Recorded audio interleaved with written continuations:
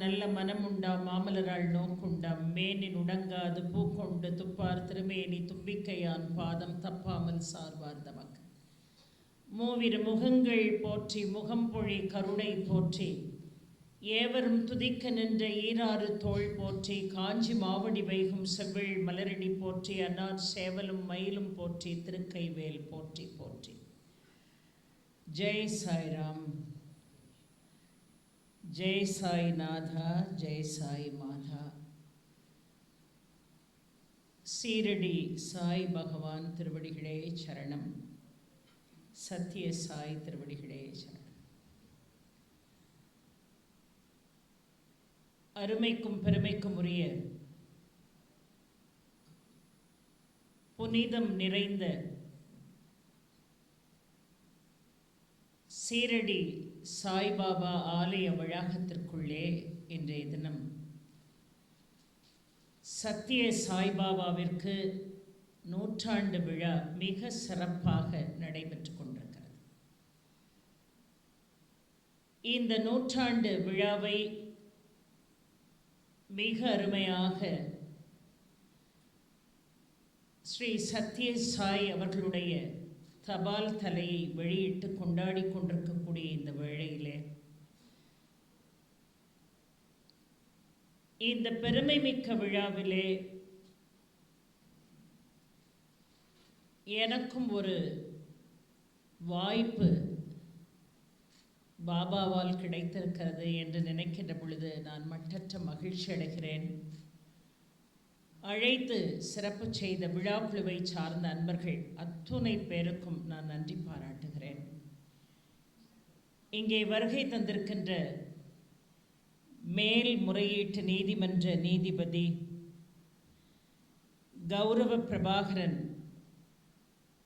குமாரரத்னம் அவர்களை நான் வணங்கி மகிழ்கிறேன். அழைத்து சிறப்பு செய்த தலைமை அறங்காவலர் மரியாதைக்கும் வணக்கத்திற்கும் உரிய ஐயா திரு உதயநாயகம் அவர்கள், மகளிர் அணியினுடைய தலைவி அம்மா தேவி சண்முகநாதன் அவர்கள், நல்ல ஒலி ஒளி அமைப்பை தந்து கொண்டிருக்கக்கூடிய அன்பர்கள், இங்கே மிக அருமையாக தங்களுடைய தொண்டுள்ளத்தின் வாயிலாக செயலாற்றி கொண்டிருக்கக்கூடிய அன்பு சகோதரர்கள், இந்த ஆலய கைங்கரியத்திற்காக தன்னை முழுமையாக அர்ப்பணித்திருக்கக்கூடிய நல்ல உள்ளங்கள், திரளாக வருகை தந்து சீரடி சாயினுடைய அனுகிரகத்தை, சத்திய சாய்பாபாவினுடைய அனுகிரகத்தை பெறுவதற்காக காத்திருக்கக்கூடிய பக்த கொடி பெருமக்கள், ஆண்டோர்கள், சான்றோர்கள் அத்துணை பேருக்கும் முதற்கண் என்னுடைய பணிவான வணக்கத்தை தெரிவித்துக் கொள்கிறேன். கடல் கடந்து இங்கே வருகை தந்து இந்த ஆலய வளாகத்திற்குள்ளே நான் பேசுவது இது 2வது முறை என்று நான் நினைக்கிறேன். அருமையாக ஐயா உதயநாயகம் அவர்களுடைய அழைப்பிலே நான் இங்கே வருகை தந்து சீரடி சாயினுடைய மகிமைகளை பற்றி நான் பேசினேன். நீங்கள் மிகுந்த ஒத்துழைப்பு கொடுத்து அதை செவிமடுத்து கேட்டீர்கள். இன்றைக்கு வரைக்கும் என்னுடைய மனதிலே அது பசுமையாக இருக்கிறது. காரணம், ஒரு இடத்திற்கு நாம் வருகிறோம் என்று சொன்னால் பகவானுடைய அனுகிரகம் இல்லாமல் அந்த இடத்திற்கு வருவதற்கு வாய்ப்பு என்பதே இல்லை. எந்த ஒரு காரியத்திற்கும் ஒரு காரணம் நிச்சயமாக இருக்கும். அந்த காரணத்தினுடைய சூட்சமம் இறைவனால் மட்டுமே முடிவு செய்யப்பட்ட சூட்சமம். கடந்த முறை நான் வருகின்ற பொழுதும் இவ்வளவு தூரம் பயணப்பட்டு வந்து இவர்கள் எல்லாரும் கேட்பார்களா என்கின்ற என்னுடைய சந்தேகத்திற்கு ஒரு முற்றுப்புள்ளி வைத்து அத்துணை பேரும் அவ்வளவு ஒரு அருமையான ஆதரவை கொடுத்தீர்கள். அந்த நம்பிக்கையிலே இந்த 100ஆண்டு விழாவிலே நான் கலந்து கொள்வதற்காக வருகை தந்திருக்கிறேன். இன்னொன்று, உலகம் முழுவதும் ஸ்ரீ சத்ய சாய்பாபாவினுடைய பிறந்த நாளை அமோகமாக வெகு விமர்சையாக கொண்டாடி கொண்டிருக்கிறார்கள். அதிலே எனக்கும் ஒரு பங்கு இருக்கிறது என்று நினைக்கின்ற பொழுது உண்மையாகவே நான் இறைவனால் ஆசீர்வதிக்கப்பட்டவள் என்றுதான் நான் நினைக்கிறேன். என்னுடைய பயண சிரமங்கள் எல்லாம் ஒரு நொடி பொழுதிலே மாயமாக மறைந்து போனது இந்த சன்னிதானத்திற்குள்ளே வந்தவுடன். இந்த இடத்துல ஒருத்தருக்கு நான் ரொம்ப நன்றி சொல்லணும். காரணம், இந்த இலங்கை வாழ் தமிழர்களை நான் பல முறை சந்தித்திருக்கிறேன் என்னுடைய ஆன்மீக சொற்பொழிவின் வாயிலாக. அதற்கு அஸ்திவாரமிட்டவர்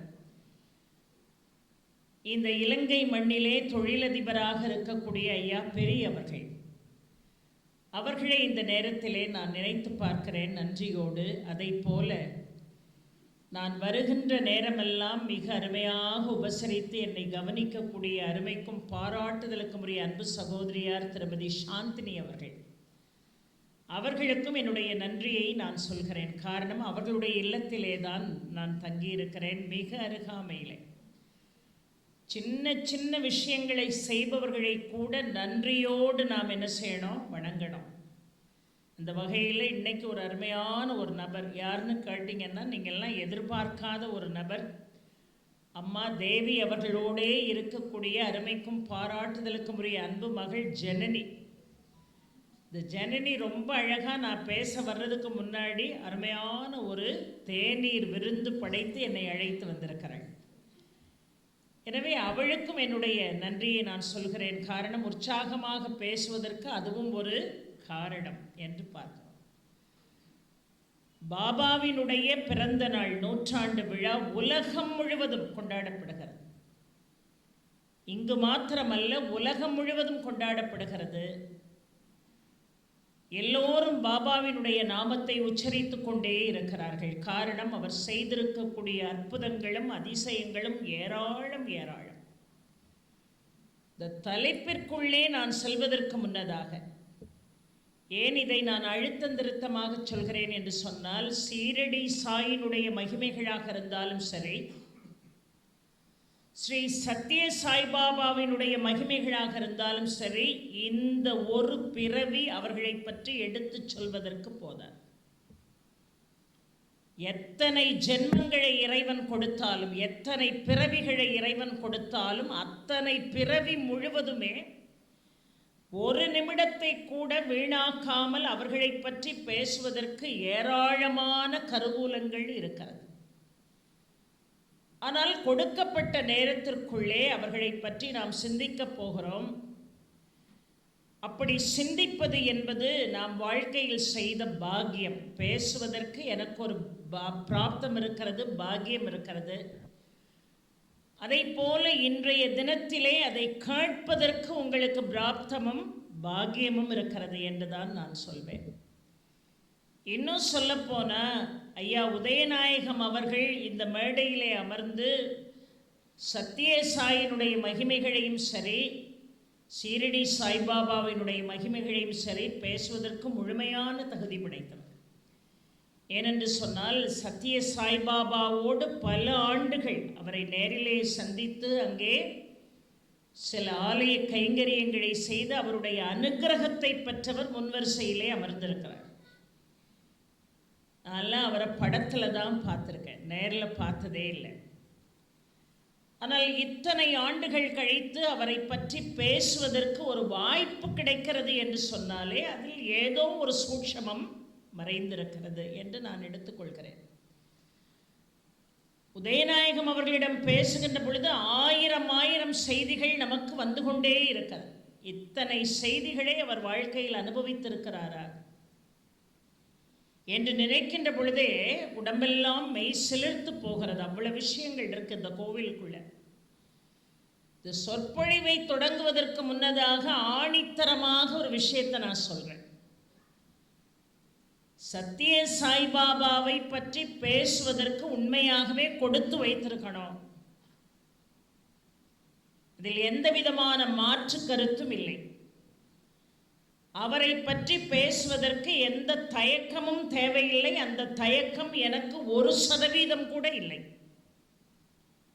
இறைவனுடைய நாமத்தை சொல்பவர்கள், தொண்டுள்ளம் கொண்ட மகான்களை பற்றி பேசுவதற்கு என்ன தயக்கம்?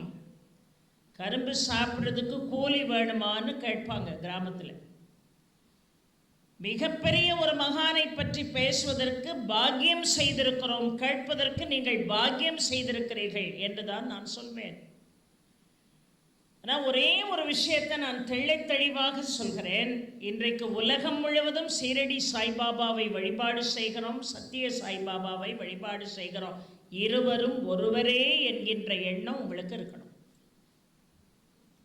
இருவரும் வேறு வேறானவர்கள் அல்ல, இருவரும் ஒருவருக்குள்ளே ஒருவர் அடக்கம் என்று நாம் பார்க்கிறோம். எப்படி சிவன் வேறு முருகன் வேறு இல்லையோ, ரெண்டு பேரும் எப்படி ஒரே வழிபாட்டுக்குரியவர்களோ, அதை போல சத்திய சாய் அவர்களும் சீரடி சாய் அவர்களும் ஒரே நபர், ஒருவருக்குள்ளே ஒருவர் ஐக்கியம். ஏன் இதை சொல்கிறேன் என்று சொன்னால், சில பேருக்கு ஒரு சந்தேகம் இருக்கிறது. சீரடி சாயை வழிபாடு செய்யக்கூடிய நாங்கள் சத்திய சாயை வழிபாடு செய்ய வேண்டுமா, இவரும் அவரும் ஒன்றா என்று சந்தேகம் இருக்கக்கூடியவர்கள் ஏராளமான பேர் இருக்கிறார்கள்.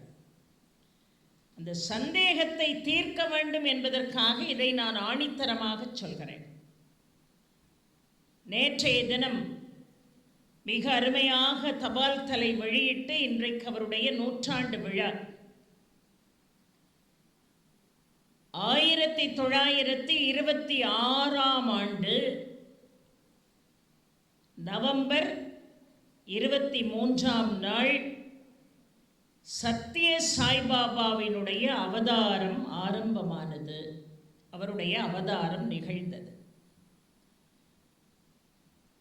கொஞ்சம் அப்படியே பின்னாடி போய் பார்த்தீங்கன்னா, சீரடி சாய்பாபாவினுடைய மகா சமாதி என்பது அக்டோபர் மாதம் 15ஆம் தேதி 1918 நிகழ்ந்தது.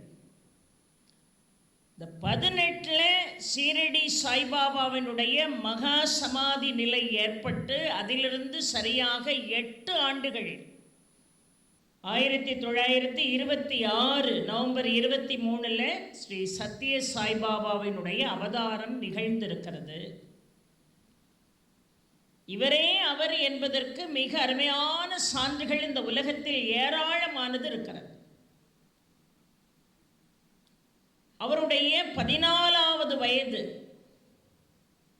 சத்திய சாய்பாபாவினுடைய 14ஆம் வயது. இந்த 14ஆம் வயதில் ஒரு கரும் தேள் அவரை தீண்டியதாக சொல்லப்படுகிறது. உண்டா இல்லையா? எல்லாரும் படித்திருப்பீங்க. நீங்கள் எல்லோரும் தெரிந்து வைத்ததை வெளியே எடுத்து சொல்வதற்கு ஒரு பணியை எனக்கு கொடுத்துருக்காங்க, அவ்வளவுதான். காலம் முழுவதும் ராமகாதையை படிக்கிறோம், காலம் முழுவதும் மகாபாரதத்தை படிக்கிறோம். அதை போல காலம் முழுவதும் அவதார புருஷர்களை நாம் சிந்தித்து பார்க்க வேண்டும். அப்பொழுதுதான் இந்த மனசில் இருக்கக்கூடிய அழுக்குகள், அகங்காரங்கள் எல்லாம் வெளியே போகும். அவதார புருஷர்களை சிந்தித்து கொண்டே இருக்க வேண்டும். அவருடைய 14ஆம் வயதில், அதாவது 1940 26 அவருடைய அவதாரம் நிகழ்கிறது. 1940 14 வயசு. அந்த வயதிலே ஒரு கரும் தேள் அவரை தீண்டியது. மூர்ச்சையற்று ஒரு நாள் இரவு முழுவதும் இருந்திருக்கிறார் பாபா. மூச்சில்லாம ஒரு நாள் இரவு பொழுது முழுவதும் இருந்திருக்கிறார். அவருடைய தாயும் தந்தையும் உடன்பிறப்புகளும் பதறுகிறார்கள். தாய் ஈஸ்வரம்மா, தந்தை எல்லாருக்கும் நல்லா தெரியும், பெத்த வெங்கடு ராயு என்று அவருக்கு பெயர். சத்திய சாய்பாபாவினுடைய இயற்பெயர், தாயும் தந்தையும் இட்ட பெயர் சத்யநாராயண ராயு என்பது. பெயர் ஒருத்தருக்கு எப்படி அமைது பாருங்க, சத்யநாராயணன் என்று அவருக்கு பெயர். உடன் பிறந்தவர்கள் 4 பேர், மொத்தம் 5 பேர் அவர்கள் வீட்டில். இவர் 4வது குழந்தை. 14 வயசுல தேள் தீண்டி மூர்ச்சையற்று மயக்க நிலையில இரவு முழுவதும் இருக்கிறார் சத்ய சாய்பாபா அவர்கள். எத்தனையோ மருத்துவர்கள் வந்து பார்க்கிறார்கள், அவர் எழுந்திருக்கவே இல்லை. விடிந்த பிறகு காலையில் எழுந்து எல்லாரையும் பார்க்கிறார், அம்மா அப்பா உடன்பிறப்புகள் எல்லாரையும் பார்க்கிறார். அந்த முகத்தில் ஒரு மிகப்பெரிய ஒரு தேஜஸ், அந்த ஒளிக்கு ஒரு அழவே இல்லை. 1000 சூரியங்கள் ஒன்றாக சேர்ந்து ஒரு பிரகாசத்தை வெளியிட்டால் அது எப்படி இருக்கும்? 1000 சூரிய பிரகாசங்கள் அந்த முகத்தில் தெரிஞ்சுதான். முகத்தில் அப்படி ஒரு தேஜஸ், மிக அழகான ஒரு ஆழமான அமைதியான ஒரு புன் சிரிப்பு. எல்லாரும் அவரை பார்த்துக்கிட்டு இருக்காங்க. ஆழமான ஒரு சிரிப்பு, அமைதியான ஒரு சிரிப்பு. உலக சேமத்திற்காகத்தான் இது நடைபெற்றிருக்கிறது என்பது போன்ற ஒரு அருமையான சிரிப்பு. அதற்கு பிறகு சமஸ்கிருதத்திலே பல பாடல்களை பாடுகிறார், சமஸ்கிருதத்திலே பேசுகிறார் சத்ய சாய் சுவாமிகள். பெற்றோர்களுக்கெல்லாம் ஒரே ஆச்சரியம், ஏன்னா அவருக்கு சமஸ்கிருதம் தெரியாது. எப்படி திடீர்னு சமஸ்கிருத மொழியில் பேசுகிறாரு அப்படின்னு அவ்வளோ பேருக்கும் ஆச்சரியம். ஐயோ, நம்ம பையனுக்கு என்னமோ ஆயிட்டு போல, தன்னால் சிரிக்கிறான், தன்னால் வேற மொழியில் பேசுகிறான் அப்படின்னு எல்லா குருமார்கள்ட்டையும் அழைச்சிட்டு போய் என் பிள்ளைக்கு என்ன ஆயிட்டுன்னு பாருங்க. விதைக்குள்ளே ஒழிந்திருக்கக்கூடிய விருட்சத்தை யாராலும் கண்டுபிடிக்க இயலாது. ஏன் இவருடைய நிலை இப்படி மாறிப்போனது என்று யாராலும் சொல்ல இயலவில்லை. பையனுக்கு ஏதோ ஆயிட்டு, பேய் பிடிச்சிட்டுன்னு சொல்லி பேயோட்டக்கூடிய மந்திரவாதிகள் முன்னாடி கொண்டு போய் நிறுத்தினாங்க. நம்ம எல்லாரும் செய்கிற காரியம் தானே அது. மந்திரவாதி சும்மா பேயோட்ட மாட்டாரு, கையில் கம்பை வச்சுக்கிட்டு சாட்டையை வச்சுக்கிட்டு அடின்னு அடிக்கிறார். பிட்டுக்கு மண் சுமந்தான் சிவன், அவன் மேல அடி விழுந்ததான அது அவனை பாதிச்சுதான் இல்லை. அதை போல சத்ய சாய்பாபா மீது 1000 அடிகள் விழுகிறதான அது அவரை பாதிக்கவே இல்லை. அவர் அமைதியா ஆழமா சிரித்து கொண்டு அமர்ந்திருந்தார். யாராலையும் இவர் ஏன் இப்படி ஆனார்னு சொல்ல முடியல. ஏன்னா தெய்வத்தினுடைய அனுகிரகத்தை எல்லாராலும் முழுமையாக உணர இயலாது. அந்த அவதாரத்தினுடைய மகிமையை உணர்ந்தால் தானே சொல்ல முடியும். அவங்க அப்பாவுக்கு கோபம் வருது, எங்க போனாலும் ஒரு முடிவு கிடைக்கலையேன்னு அவர் இப்ப கையில கம்பு எடுத்துக்கிட்டு சொல்லு நீ யாரு அப்படின்னு கேட்டார். சொல்ல போறியா இல்லையா, நீ யாரு அப்படின்னு கேட்டார். அப்பந்தான் வாய் திறந்து பதில் சொன்னார். அந்த பதிலை சொல்றதுக்கு முன்னாடி என்ன பண்ணாரு, இயற்கையோடு தன்னை இணைத்து கொண்டு கைகளை சுழற்றி இனிப்புகளையும் மலர்களையும் வரவழைத்து தந்தையாருக்கே கொடுத்தார். இந்த காட்சியை பார்த்தோன்னா அவர் இன்னும் பதறி போனார். அவங்க அப்பா கையில கம்பை எடுத்துட்டு சொல்லு நீ யாரு அப்படின்னார் கோபத்தோட. நான் சாய்பாபா என்று சொன்னார். நான் சாய்பாபா என்று சொன்னார். சொல்லிட்டு சொன்னார், இனிமே இங்கே இருக்கிறதுக்கு எனக்கு அதிகாரம் இல்லை. உலக சேமத்திற்காக நான் செல்ல போகிறேன். உலகத்தில் இருக்கக்கூடிய மக்கள் அனைவருக்காகவும் என் வாழ்க்கையை நான் அர்ப்பணிக்கப் போகிறேன். அவர்களை துன்பக் கடலில் இருந்து மீட்கப் போகிறேன். அவர்களுடைய துயரங்களை எல்லாம் நான் அழிக்கப் போகிறேன். என்னுடைய கடமையை நான் ஆற்ற வேண்டிய நேரம் வந்துவிட்டது என்று சொல்லி அங்கிருந்து புறப்பட்டு போறார். 1944 புட்டபர்த்தி, அந்த புட்டபர்த்திக்கு அருகில் இருக்கக்கூடிய கிராமத்தில் முதலாக சீரடி சாய்பாபாவிற்கு ஒரு ஆலயம் எழுப்புகிறார். எல்லாரும் வந்து வழிபாடு செய்யணும்னு முதல்ல அவர் கட்டிய ஆலயம் எது? சீரடி சாய்பாபா ஆலயத்தை கட்டுகிறார். அப்புறம் 1948 தான் பிரசாந்தி நிலையம் மிக அருமையாக தொடங்கப்படுகிறது. 50 கட்டி முடிக்கப்படுகிறது பிரசாந்தி நிலையம்.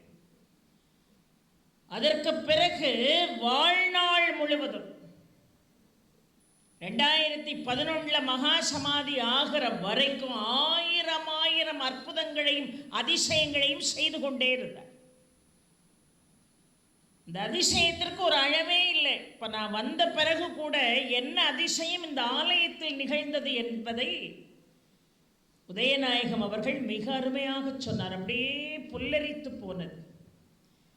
எப்பொழுதுமே காற்று எப்படி இருக்கும் அப்படின்னு கேட்டால் அந்த வாயால் சொல்ல முடியாது.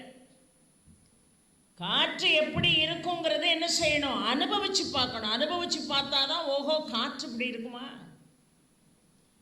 நெருப்பு சுடும் அப்படின்னு சொன்னால் யாரும் முழுமையாக அதை முதல்ல ஏற்றுக்கொள்வதில்லை. கையை வச்சு அது சுட்ட பிறகுதான் ஆகா சுடுவது நெருப்பு அப்படின்னு நமக்கு தெரியுது. அதை போல் அவரை உணர்கின்ற காலம் வரைக்கும் இது என்னவா இருக்கும் அப்படிங்கிற பல சந்தேகங்கள் கேள்விகள் நமக்குள்ளே எழலாம். ஆனால் அவரை போல அதிசயங்கள் செய்தவர், அவரை போல அற்புதங்கள் செய்தவர் இந்த உலகத்தில் பார்க்க முடியாது. அதனால தான் கிட்டத்தட்ட 114 நாடுகளில் 1200 சத்திய சாய் மையங்கள் இன்றைக்கு செயல்பட்டு கொண்டிருக்கிறது என்று சொன்னால் சாதாரணமாக அது நடக்குமா? 1200 மையங்கள் செயல்படுகிறது. 2002 கிட்டத்தட்ட 107 நாடுகளில் அவரை பின்பற்றக்கூடியவர்கள் இருந்திருக்கிறார்கள்.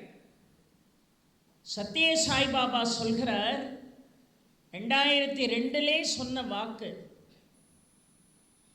என்னை பின்பற்றுவதை காட்டிலும், நல்ல கவனிக்கணும் பெரியோர்களே, என்னை பின்பற்றுவதை காட்டிலும் என்னுடைய போதனைகளை நீங்கள் பின்பற்றுங்கள் என்று சொல்கிறார்.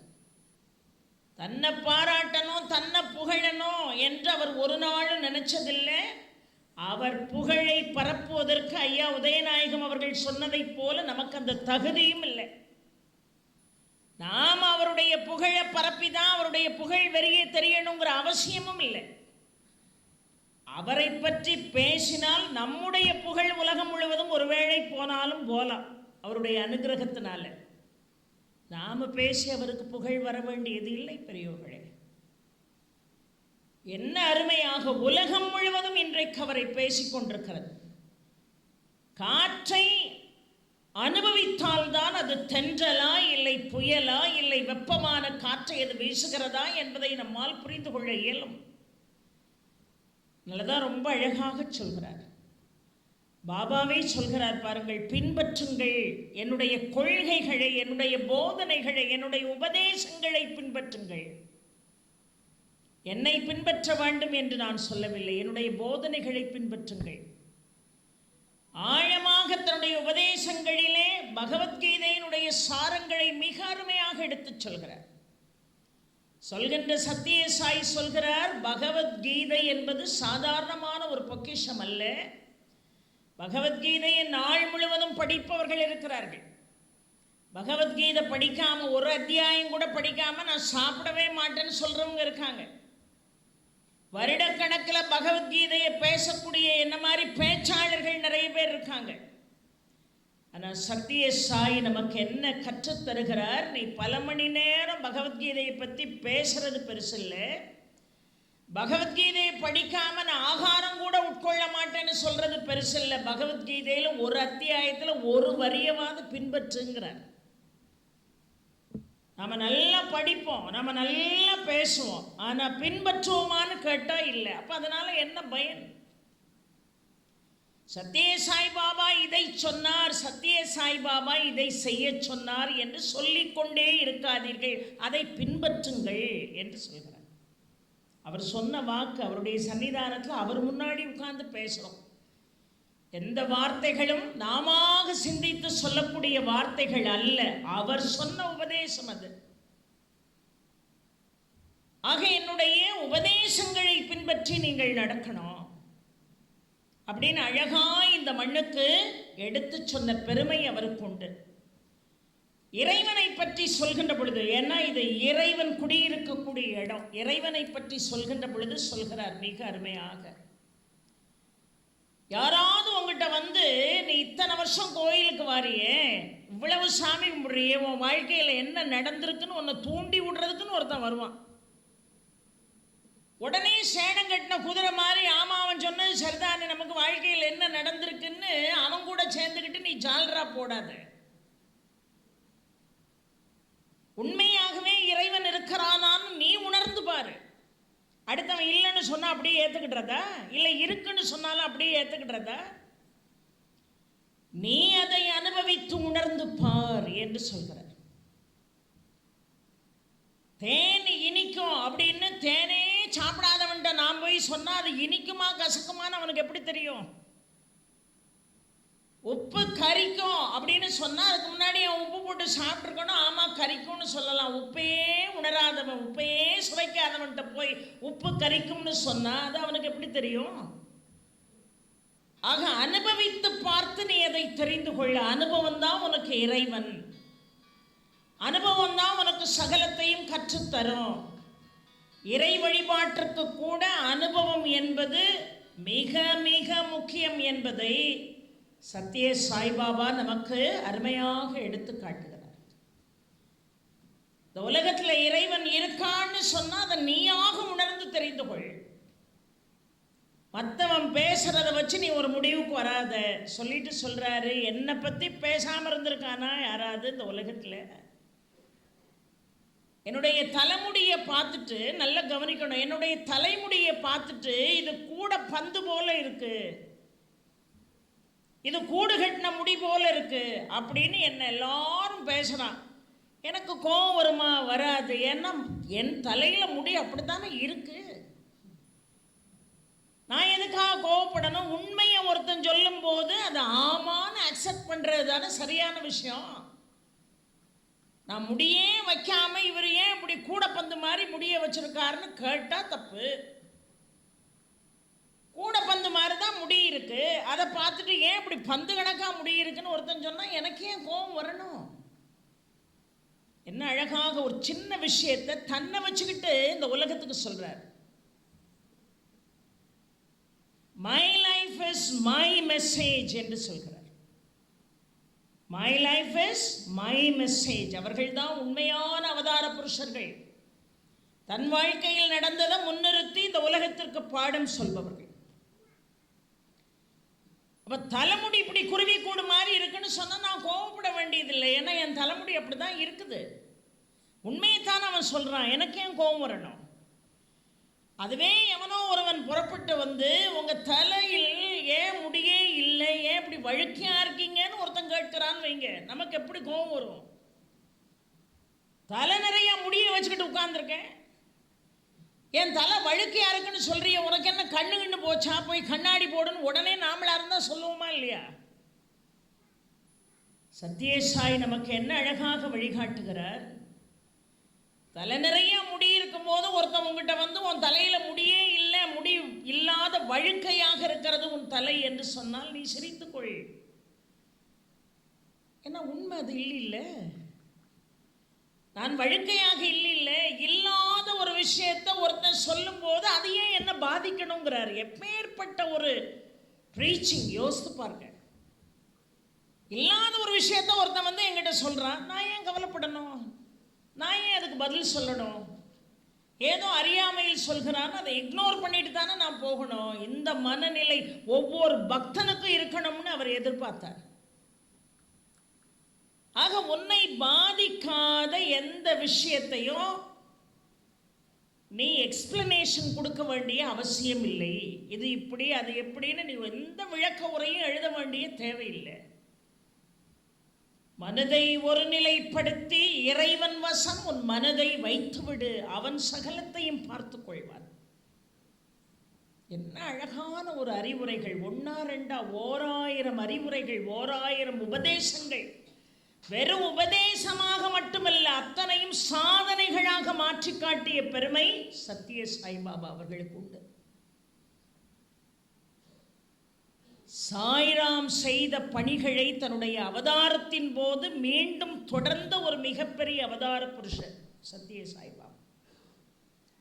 இந்த இடத்துல உங்களுக்கெல்லாம் ஒரே இடத்துல இந்த இரு ரூபங்களையும் வழிபடக்கூடிய பாக்கியத்தை இந்த ட்ரஸ்ட் ஏற்பாடு செய்திருக்கிறது என்று சொன்னால் நீங்கள் எல்லாரும் எவ்வளவு கொடுத்து வைத்தவர்கள், இவ்வளவு கொடுத்து வைத்தவர்கள். ஒவ்வொரு நாளும் வந்து அவரை வழிபட்டுட்டு போனீங்கன்னா உங்களுடைய துன்பங்களுக்கெல்லாம் முற்றுப்புள்ளி நிச்சயமாக என்ன செய்ய முடியும், வைக்க முடியும். இந்த சத்திய சாய் என்ன அழகா நமக்கு சொல்றார் பாருங்க. பல இடங்களை தொட்டு பேசுகிறார், போதனை செய்கிறார். ரொம்ப அழகா ஒரு விஷயம் சொல்றார். இந்த மானுட பிறவியினுடைய நோக்கம் என்ன? சத்திய சாய் எத்தனையோ போதனைகளை கொடுத்திருந்தாலும் இது ரொம்ப அபரிமிதமான ஒரு போதனை. ஏன்னா இந்த சொற்பொழிவில் இடம்பெறக்கூடிய ஒவ்வொரு வார்த்தைகளும் என்னுடைய வார்த்தைகள் அல்ல, அவர் சொன்ன வார்த்தையை உங்களுக்கு எடுத்து சொல்றார். அதுதான் இன்னைக்கு என்னுடைய பணி. மானுட பிறவி மிக உயர்ந்த பிறவி. எத்தனையோ ஜென்மங்கள்ல நாம புண்ணியம் பண்ணியிருந்தா தான் ஏதோ ஒரு ஜென்மத்தில் நாம மானுடர்களாக பிறக்க முடியுமா? அப்ப அந்த புண்ணியத்தோட நல்லது செஞ்சுட்டு பிறவா பெருநிலையை பெற்றணும், இல்லையா? உண்டா இல்லையா?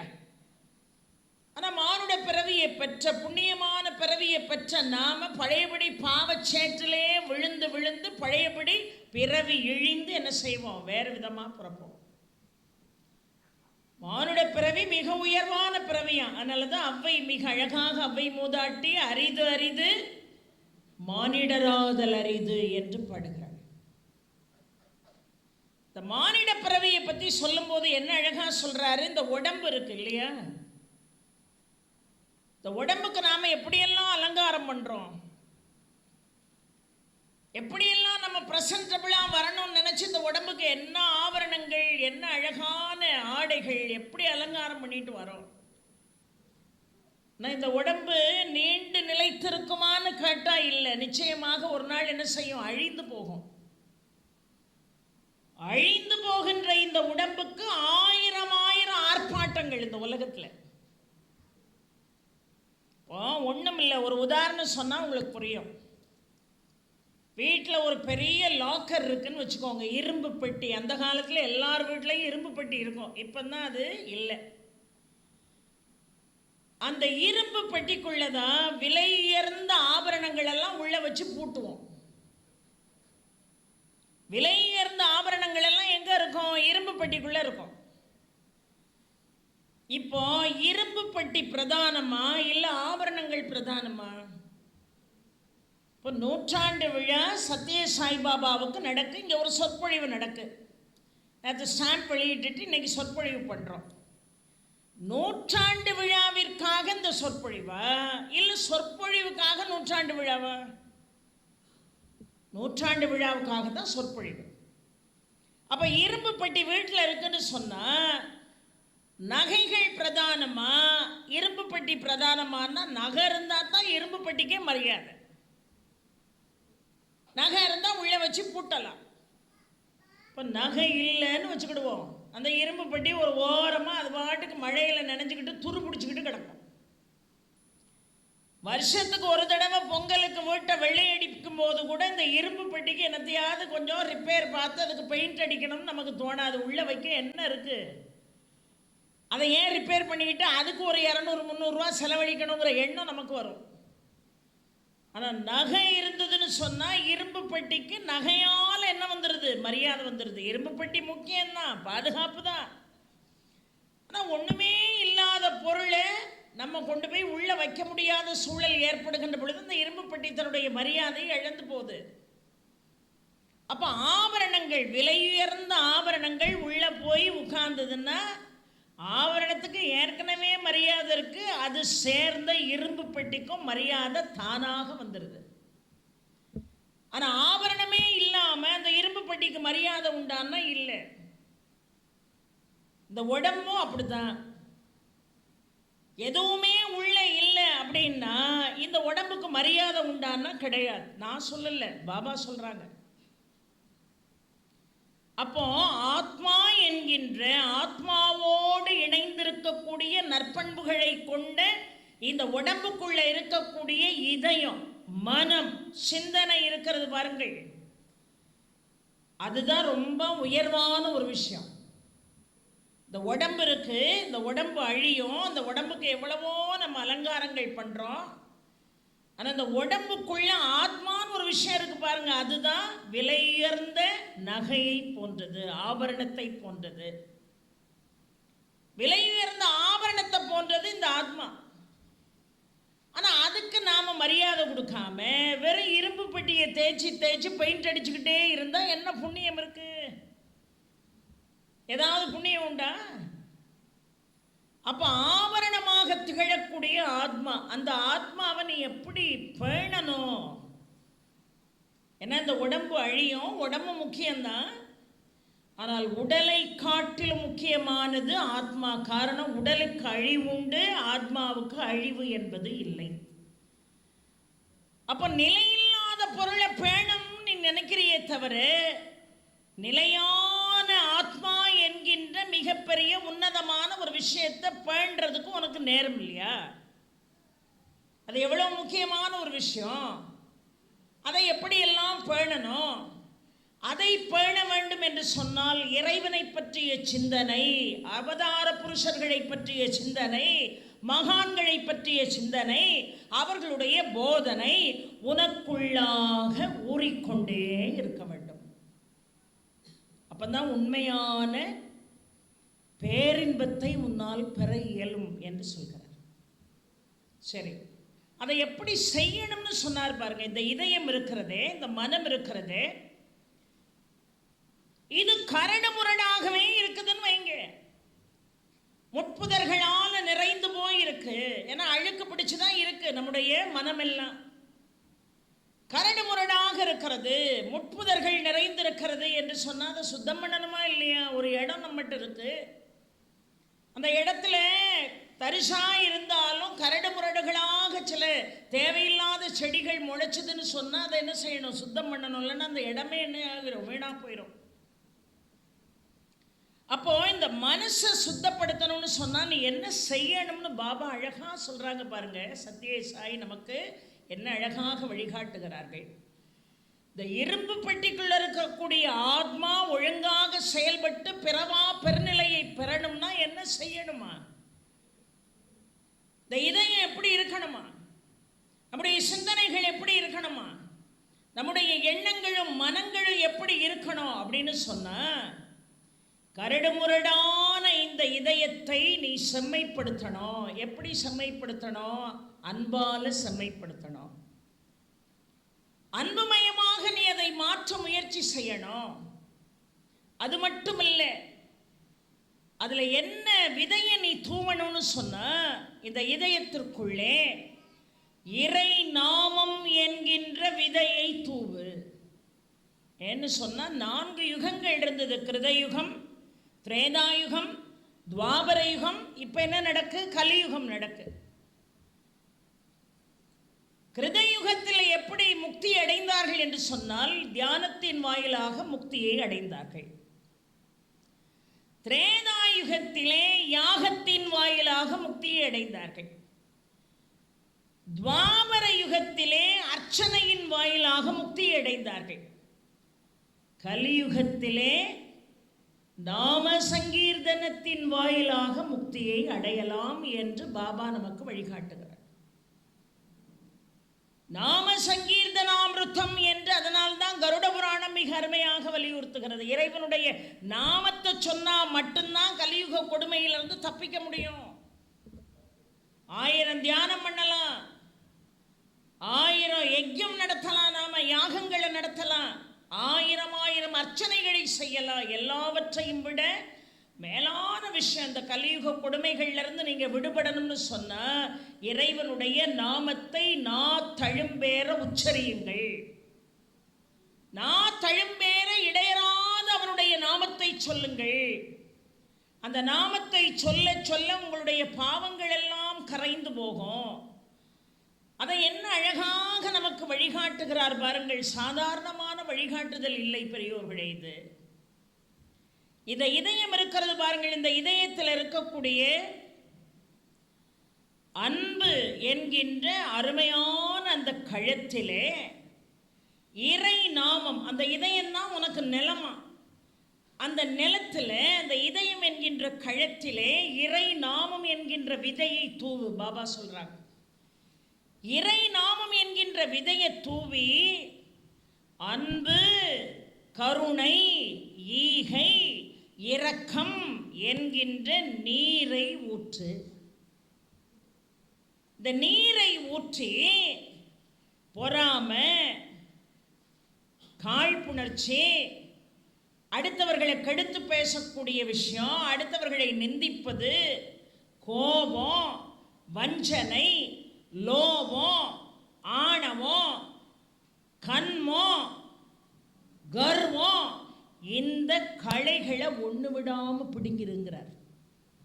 இதயம் என்கின்ற அந்த அற்புதமான களத்திலே இதயம் என்கின்ற நிலம் கரடுமுரடாக இருக்குமே, ஆனால் உன்னுடைய அன்பினால் நீ நீரை ஊற்றி அதில் என்ன விதைகளை தூவணும்?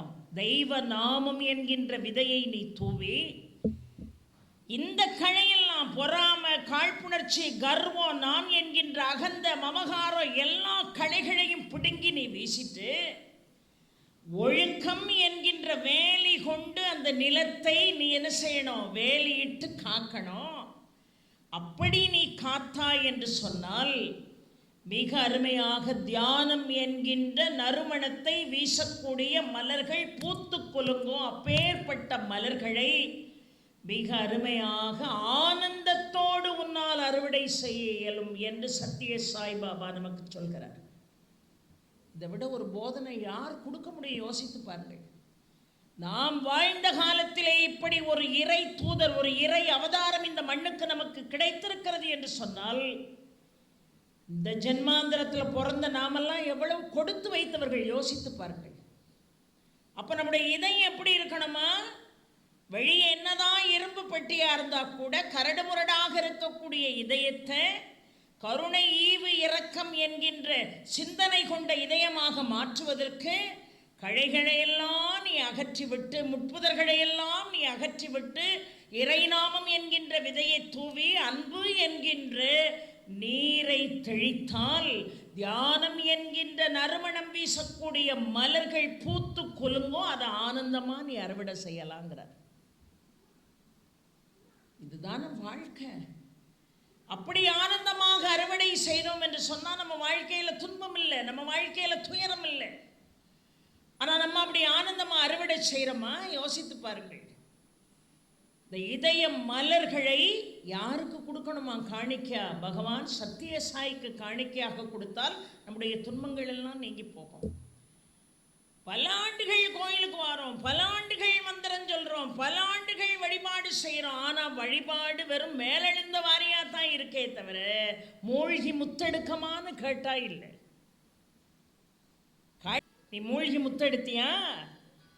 நீ மூழ்கி முத்தெடுத்தால் தானே உனக்கு முத்து கிடைக்கும். மேலெழுந்த வாரியார் நின்றுக்கிட்டு இந்த கடல்ல முத்தே இல்லைன்னு சொன்னாது எப்படி கேலி கூத்தாக இருக்கும்? தென்னை மரத்துல தான் தேங்காய் கிடக்கு, மேலே ஏறி பறிச்சாத்தான் இளநியை குடிக்கலாம். கீழே இருந்துக்கிட்டு தேங்காய் சரியில்லைன்னு பேசுறவன் வெதண்டாவாதம் பேசுறவன். ஆக மூழ்கி முத்தெடுக்கணும். ஆன்மீகத்தில் மூழ்கி முத்தெடுத்தால் தான் நீ இறைவனை காண இயலும், நீ இறைவனை அடைய இயலும், இறைவனுடைய பிரசன்னத்தை நீ உணர இயலும். அப்போ இந்த கரடுமுரடான பாதைகளை கிளியர் பண்றதுக்கு உனக்கு தடையா இருக்கிறது என்னன்னு அடுத்த நிலையை சொல்கிறார் பாருங்கள் சத்திய சாய்பாபா. உனக்கு தடையா இருக்கிறது என்ன தெரியுமா? உன்னுடைய ஆசை, உன்னுடைய கோபம் என்று சொல்கிறார். உன்னுடைய ஆசை, உன்னுடைய கோபம். இந்த உலகத்துல ஆசையே இல்லைன்னு வைங்க, துன்பம் உண்டா? கிடையவே கிடையாது. ஆசை அளவுக்கு அதிகமா நமக்கு இருக்கு.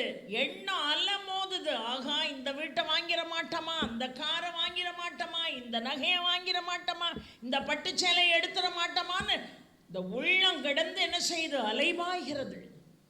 இந்த அலைபாயிற வரைக்கும் உனக்கு நிம்மதி இருக்குமா? இருக்காது. இந்த பற்று இருக்கிற வரைக்கும் உனக்கு நிம்மதி இருக்குமா? இருக்காது. பற்று வந்தா அந்த பற்றுக்கு என்ன காரணம்? எப்படியாவது அந்த பற்றை பற்றி விட வேண்டும் என்கின்ற ஆசை உனக்கு. அப்ப அந்த ஆசை இருக்கிற வரைக்கும் உனக்கு என்ன இருக்காது? நிம்மதி இருக்காது. ஒருவேளை அந்த ஆசையை நீ நிறைவேற்ற முடியலன்னா அடுத்த நிலை உனக்கு என்ன வரும்? கோபம் வந்துடும். என்னுடைய இயலாமைக்கு எனக்கு என்ன வரும்? கோபம் வரும். நகைக்கடையை பார்ப்போம், ஆகா என்ன அழகா ஷோரூமில் இது 10 பவுனா, இது 20 பவுனா, இது 60 பவுனான்னு ஆசையோடு பார்ப்போம். ஆனால் வாங்க முடியலன்னு வைங்களேன், கோபம் வரும். என்னங்க வாழ்க்கை? எல்லாரும் நகை வாங்குற மாதிரி நகை விற்றா தானங்க உலகம் நல்லா இருக்குன்னு அர்த்தம். அப்புறம் வியாக்கியானம் பேசுவோம். அப்போ பற்று, ஆசை, அதனால் எழக்கூடிய கோபம் அத்தனைக்கும் நம்முடைய எண்ண ஓட்டங்கள் தான் காரணங்கிறார் பாபா. அப்போ அந்த எண்ணங்களை கட்டுப்பாட்டுக்குள்ள நீ வச்சிரு. எண்ணங்களை நீ கட்டுப்பாட்டுக்குள்ள வச்சிருந்தா தான் ஆசை உன்னை விட்டு என்ன செய்யும்? அழியும். அப்போ ஆசைப்படவே வேண்டாமா? நான்லாம் எப்படி குடும்பம் நடத்துறது? என்னுடைய கடமைகளை எப்படி செய்யறது? அதுக்கும் சத்ய சாய்பாபா பதில் சொல்றாங்க.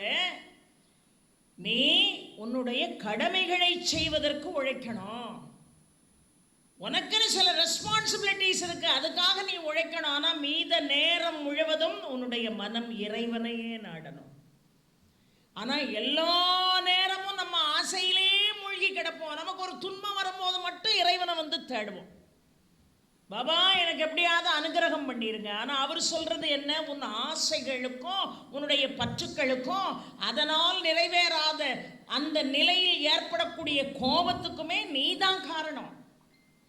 ஸோ அதிலிருந்து நீ வெளியே வரணும்னு சொன்னால் உன்னுடைய எண்ணங்களுக்கு நீ ஒரு முற்றுப்புள்ளி வைக்கணும். எண்ண ஓட்டம் இல்லாமல் உன் மனதை நிர்மலமான நீரோடையாக மாற்றிக்கொண்டு, உன் மனதை மானசரோவரை போல மாற்றிக்கொண்டு, அந்த மானசரோவரிலே அன்பு என்கின்ற கமலத்தை பூக்கச் செய்து, அந்த அன்பு என்கின்ற தாமரை மலரை எனக்கு நீ அர்ப்பணம் செய்வாய் என்று சொன்னால் நான் உன்னுடனே நிரந்தரமாக இருப்பேன் என்பது சத்ய சாய்பாபாவினுடைய வாக்கு.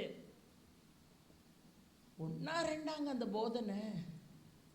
அப்ப ஆசை நிறைவேறலன்னா என்ன வந்துருது? கோபம் நமக்கு வந்துருது. உலகத்துல மோசமான ஒரு விஷயம் கோபம்னு சொல்றார் பாபா. மோசமான ஒரு விஷயம் கோபம். தன் வினை தன்னை சுடும்னு சொன்ன மாதிரி கோபமும் நம்ம கோபம் நம்மளையே அழிச்சிடும். நம்ம நினைக்கலாம் நம்ம ஒருத்தர் மேலே கோவப்படுறோம், அது அவரை பாதிக்குதுன்னு நம்ம நினைக்கலாம். இப்போ ஐயா உட்காந்துருக்காங்க, அவங்க மேலே நான் கோவப்படுறேன்னு வைங்க, அது அவங்கள பாதிக்குதுன்னு நான் நினைச்சேன்னா அது என்னுடைய அறியாமை.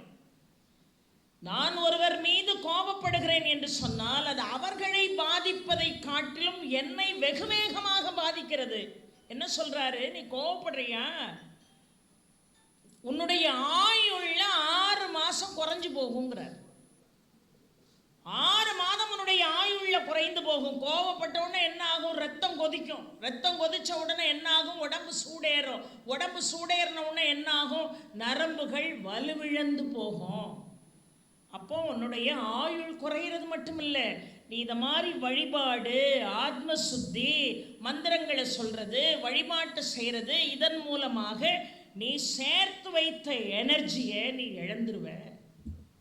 சேர்த்து வைத்த எனர்ஜி இழந்துருவ. ஆத்ம சுத்தம் செய்வதற்கு உன்னுடைய முயற்சி வீணா போயிடும். அப்புறம் பழையபடி அதே எனர்ஜியை நீ அடைவதற்கு பழையபடி 6 மாதங்கள் காத்திருக்கணும். அதனால உன்னுடைய கோபத்தை விட்டுவிடு. மனதை மென்மையான மலர்களைப் போல வைத்துக்கொள். என்ன மாதிரி சொற்பொழிவாளர் தான் மைக்கில் உள்ள சத்தமாக பேசலாம்.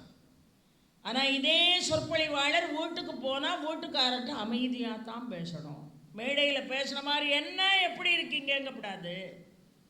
என்ன அழகா சொல்றாரு பாருங்க, மௌனத்திலே தான் இறைவனுடைய குரலை நீ கேட்க இயலும். ஐயா உட்கார்ந்துருக்காங்க, ஜட்ஜ் ஐயா அங்கே உட்கார்ந்துருக்காங்க.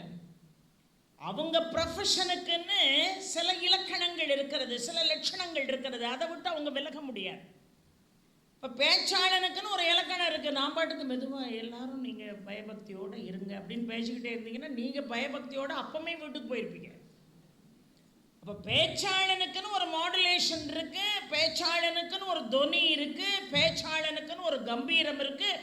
அதிலிருந்து பேசினா தான் கூட்டத்தை தைக்க வைக்க முடியும். அது பொது இடத்துக்கு.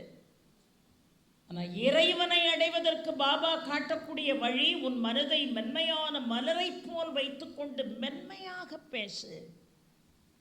நீ பேசுறது யார்கிட்ட ஒரு விஷயத்தை கன்வே பண்ணணும்னு நினைக்கிறியோ அவங்களுக்கு மட்டும் அது கேட்டா போதுங்கிறார்.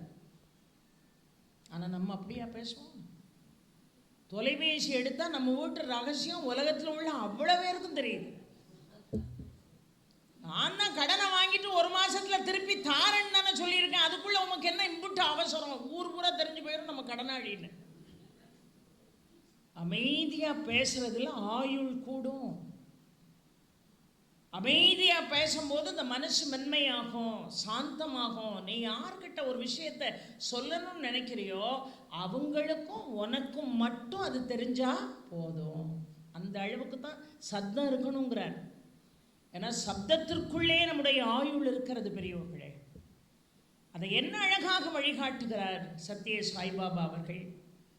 மென்மையாக பேசு, அமைதியான மௌனத்தினுடைய பாஷையிலே தான் இறைவன் சூட்சமமாக மறைந்திருக்கிறான். மௌனமாக இரு, மௌனமாக இருந்து இறைவனை நாடினால் அவன் பேசுவது உன் செவிகளுக்கு கேட்கும் என்று சொல்கிறார் பாபா. இதை போல ஒரு போதனை நீங்கள் காலம் முழுதும் கேட்டுக்கிட்டே இருக்கணுங்க. காலம் முழுவதும் கேட்டுக்கொண்டே இருக்கணும். ஆக நம்முடைய சினம் தணியணும், நம்முடைய பற்றுக்களுக்கு முற்றுப்புள்ளி வைக்கணும். நிறைவேறாத ஆசையை நினைத்து கவலை கொண்டு எல்லாவற்றையும் இழந்தது போன்ற சிந்தனையை விட்டு வெளியே வரணும். இப்படி பல ஆழமான உபதேசங்களை நமக்கு அழகாக என்ன செய்கிறார், எடுத்து சொல்கிறார். வழிபாடு பண்ணுறோம் சுவாமியை, நம்முடைய அங்கலாய்ப்பு சுவாமிக்கு மாலை போடுறோம், சுவாமிக்கு நெய்வேத்தியம் வைக்கிறோம். இந்த நெய்வேத்தியம் எங்கேருந்து வந்தது, எப்படி வந்தது? நம்ம காசு கொடுத்து தான் வாங்குகிறோம். ஆனால் அது எப்படி உருவானது, அதில் என்னென்ன குற்றங்கள் நடைபெற்றிருக்கிறது நமக்கு தெரியுமா? தெரியாது. அப்போ என்ன சொல்கிறார், நீ சுவாமிகிட்ட வந்து அதை அர்ப்பணம் பண்ண, அந்த குற்றங்களை எல்லாம் சுவாமி நீக்கின பிறகு அது தூய்மையான பிரசாதமாக மாறும், நீ சாப்பிடலாம். அந்த தூய்மையான பிரசாதத்தை தூய்மையான உள்ளத்தோடு நீ உட்கொள்கின்ற பொழுது உன்னுடைய மாசுக்கள் எல்லாம் காணாமல் போகும், உன்னுடைய குறைபாடுகள் எல்லாம் காணாமல் போகும். இப்படி பலவிதமான உபதேசங்கள், பயனுள்ள உபதேசங்கள். இந்த உலக சேமத்திற்காக ஒரு அவதாரம் நிகழ்ந்தது என்று சொன்னால் சத்ய சாய்பாபாவினுடைய மிகப்பெரிய அவதாரம். என்ன அழகா இன்னைக்கு ஜட்ஜை வச்சு ஒரு அருமையான ஒரு புகைப்படம் இந்த ஆலயத்துக்குள்ளே இன்னைக்கு திறக்கப்பட்டிருக்கிறது. அதில் அர்ஜுனன் இருக்கக்கூடிய இடத்துல சத்ய சாய்பாபா அவர்கள் இருக்கிறார்கள். போதனை, கீத போதனை செய்தானே கிருஷ்ணன், அந்த இடத்துல சீரடி சாய்பாபா அவர்கள் இருக்கிறார்கள். அர்ஜுனனாக சத்ய சாய்பாபா அவர்கள், கிருஷ்ணனாக சீரடி சாய்பாபா அவர்கள். எப்பொழுதுமே அந்த குதிரை, 7 குதிரைகள் பூட்டிய அந்த ரதத்தை தான் நம்ம பார்த்துருக்கோம். ஆனால் கோயிலுக்குள்ளே பார்க்காதவங்க போய் பாருங்க, 9 குதிரைகள் பூட்டிய தேர், அதில் சீரடி சாய்பாபாவும் சத்ய சாய்பாபாவும் அந்த தேரின் மீது ஆரோகணித்திருக்கக்கூடிய காட்சி நம்முடைய 9 வகையான குணநலன்களையும் செம்மைப்படுத்தக்கூடியவர்களாக இந்த அவதார புருஷர்கள் இருக்கிறார்கள் என்று பார்க்கிறோம். தெய்வத்தினுடைய வடிவமாக இருக்கக்கூடியவர்கள் இருக்கிறார்கள் என்று பார்க்கிறோம். இந்த ஆலயத்தில் ட்ரஸ்டீஸ் எல்லாம் கையெடுத்து கும்பிடணுங்க. ஒன்றையும் பார்த்து பார்த்து பார்த்து பார்த்து செய்கிறார்கள். ஒரு கோயிலை கட்டினோம், ஏதோ ஒரு வழிபாட்டை செஞ்சோம், போனோன்னு இல்லை, ஏனோதானோன்னு இல்லை. எதுலையுமே ஒரு பர்ஃபெக்ஷன். எல்லாரும் வழிபாடு செய்யணும், எல்லாரும் வழிபாட்டினுடைய பலனை பெற வேண்டும் என்று அற்புதமாக இங்கே வழிகாட்டுகிறார்கள். அது மட்டும் இல்லை, பாபாவினுடைய சத்யசாயினுடைய மகா சமாதிக்கு பிறகு அந்த புட்டப்பருத்தியிலிருந்து கொண்டு வரப்பட்ட சிலை இங்கே பிரதிஷ்டை செய்யப்பட்டிருக்கு. உலகத்தில் வேற எங்கேயுமே அது இல்லை. இந்த அருமையான நியூ செட்டி ஸ்ட்ரீட், ஆகிய இந்த இடத்து பேர், இங்கே அருள்பாலிக்கக்கூடிய இந்த சத்யசாய் ஆலயத்திலே தான் இது இருக்கிறது. அது மட்டும் இல்லை, அவர் அணிந்த அந்த காவி உடை இங்கே கண்ணாடி பேழைக்குள்ளே இருக்கிறது. நீங்கள்லாம் உண்மையாகவே ஒருத்தர் கையெடுத்து கும்பிடணும்னா எங்கள் ஐயா உதயநாயகன் அவர்களை கையெடுத்து நீங்கள் கும்பிடணும். காரணம், சாயோடு அத்தனை ஆண்டுகள் பயணித்திருக்கிறார் என்று சொன்னால், இப்போ என் வயசுக்கெல்லாம் நான் அவரை பார்த்ததே இல்லை. அப்போ அவருடைய ரூபமாக நான் யாரை பார்க்கிறேன்? எங்கள் ஐயா உதயநாயகம் அவர்களை பார்க்கிறேன். ஒரு திருப்பணி செய்கிறதுங்கிறது அவர்களுடைய சங்கல்பம் இல்லாமல், அவர்களுடைய ஆசீர்வாதம் இல்லாமல் அதெல்லாம் என்ன செய்ய முடியாது, செய்ய முடியாது. மிக அருமையாக அவர் அணிந்த அந்த காவி ஆடை இங்கே இருக்கிறது. பல அற்புதங்கள் இங்கே ஒவ்வொருத்தர் வாழ்க்கையிலையும் நடந்திருக்கும். ஆனால் இன்னைக்கு தான் நம்ம அதை வெளியே சொல்கிறோமே தவிர, அந்த அனுபவங்களை உண்மையாகவே ஆன்மீக ரீதியாக உங்களுக்கு ஏதாவது அனுபவங்கள் ஏற்பட்டால் அதை தயவு செய்து மூடி மறைக்க வேண்டாம். அதை மூடி மறைக்காமல் 4 பேருக்கு எடுத்து சொல்லுங்க. அவர்களும் அதை பின்பற்றி வாழ்க்கையில் நல்லா இருக்கணும்னு நினைக்கணும். உண்மையாகவே சத்ய சாய்பாபா வழிபாட்டுக்கு வர்றவங்க, சாய்ராம் வழிபாட்டுக்கு வர்றவங்க உங்களுக்கு நிகழ்ந்த அற்புதங்களை அனுபவங்களை மற்றவங்களுக்கு சொல்லுங்கள். நம்மகிட்ட இருக்கிற பெரிய குறை என்ன தெரியுமா? நம்ம அனுபவிச்சதை இன்னொருத்தனுக்கு சொல்லிக் கொடுக்க மாட்டோம். யாராவது ஒருத்தர் வீட்டுக்குள்ளே நுழையும் போது, அம்மா என்னம்மா புளிக்குழம்பா, அடே அப்பா என்ன வாசம், எப்படி வச்சிங்கன்னு கொஞ்சம் சொல்லுங்களேன் அப்படின்னா, அதில் ஒரு 10 இன்க்ரீடியன்ஸ் இருந்தால் நம்மளால் 8 சொல்லும், 2 கட் பண்ணிடும். ஏன்னா நம்மளை மாதிரியே அவளுக்கும் புளிக்குழம்பு கைப்பக்கம் வந்துட்டு அப்புறம் நமக்கு என்ன மரியாதை இருக்குது அப்படின்னு 2 பொருளை கடைசியாக வெந்தயத்தை வறுத்து அப்படி மேலே அப்படி தூவிட்டு அப்படி மல்லியிலையை போடணும். இந்த 2ஐயும் மட்டும் விட்டுருவோம். அவளும் போய் புளிக்குழம்பு வச்சு அவளுக்கே கொண்டு போய் கொடுப்பா. எப்படி இருக்கு, என்னை விட பிரமாதமாக வச்சுருக்கீங்களே அப்படிங்க அந்த அம்மா. ஆனால் உள்ளுக்குள்ளே சிரிக்கும், ஐயையோ வாயில் வைக்க முடியல, வச்சுட்டு வந்திருக்கா பாரு புளிக்குழம்புன்னு ஒன்று. வாழ்க்கையில் எப்போவுமே நாம் கற்ற கல்வியாக இருக்கலாம், நாம் பெற்ற போதனைகளாக இருக்கலாம், நாம் பெற்ற உபதேசமாக இருக்கலாம், நமக்கு மட்டும் பயன்பட்டால் போதாது, 4 பேருக்கு அதை கொண்டு போய் என்ன செய்யணும், சேர்க்கணும். என்ன அழகாக சொல்கிறார், பழங்களை என் முன்னால் படைக்கலாம், மலர்களை என் முன்னால் படைக்கலாம், ஆனால் இதைவிட ஒரு நெய்வேத்தியத்தை என் மனம் நாடுகிறதுன்னு சொல்கிறார் பாபா.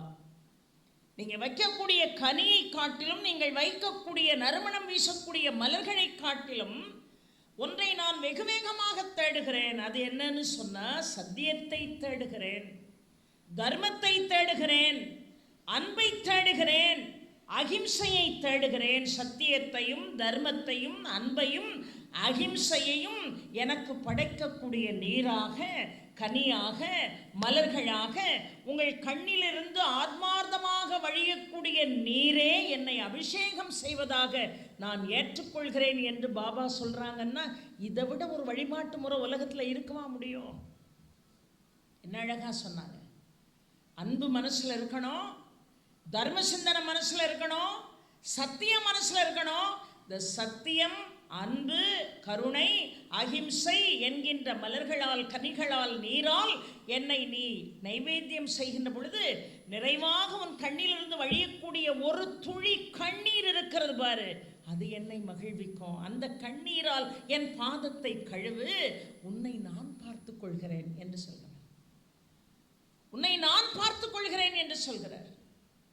நல்லா யோசிச்சு பாருங்க. பாபா அழகா சொல்றாங்க, எத்தனையோ நல்லவர்கள் இந்த லோகத்திலே இருக்கிறார்கள், அவர்கள் என்னுடைய அனுகிரகத்தை பெறுகிறார்கள். ஆனா எத்தனையோ கெட்டவன் அந்த உலகத்தில் இருக்கான், கெடு சிந்தனை உள்ளவன் உலகத்தில் இருக்கான், அகங்காரம் உள்ளவன் உலகத்தில் இருக்கான், துர்குணங்கள் கொண்டவன் இந்த உலகத்தில் இருக்கான். அவனுக்கெல்லாம் என்னுடைய வீட்டு கதவுகள் திறந்திருக்காது என்று தயவு செய்து நினைக்க வேண்டாம். நல்லவர்கள் மட்டுமே, புனிதர்கள் மட்டுமே என்னை வந்து அடைய முடியும் என்பது இல்லை.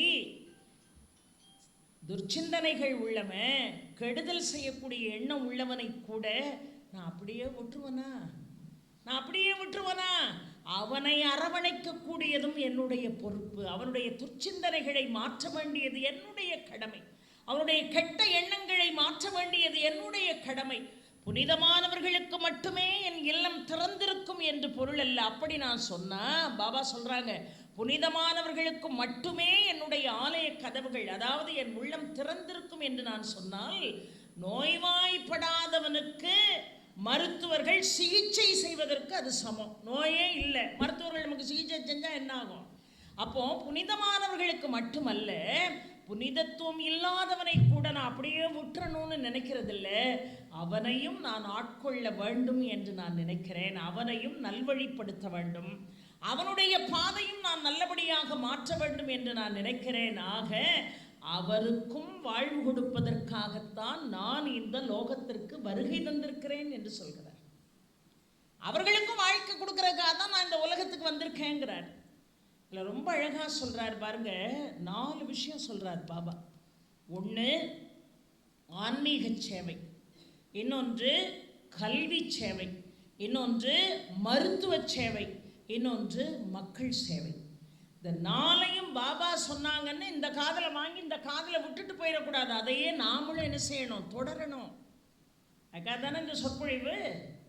அந்த பணியை நாம் தொடரணுங்கிறதுக்காக தானே இந்த சொற்பொழிவை. யோசித்து பாருங்கள், என்ன அழகாக ஆன்மீக சேவை என்று சொன்னார். எது ஆன்மீக சேவை? அவர் சொல்றாரு பாருங்க, இந்த உலகத்தில் எந்த இனம் எந்த குலம் என்கின்ற எந்த வேறுபாடும் இல்லை. எல்லோரும் ஒரே குலம்.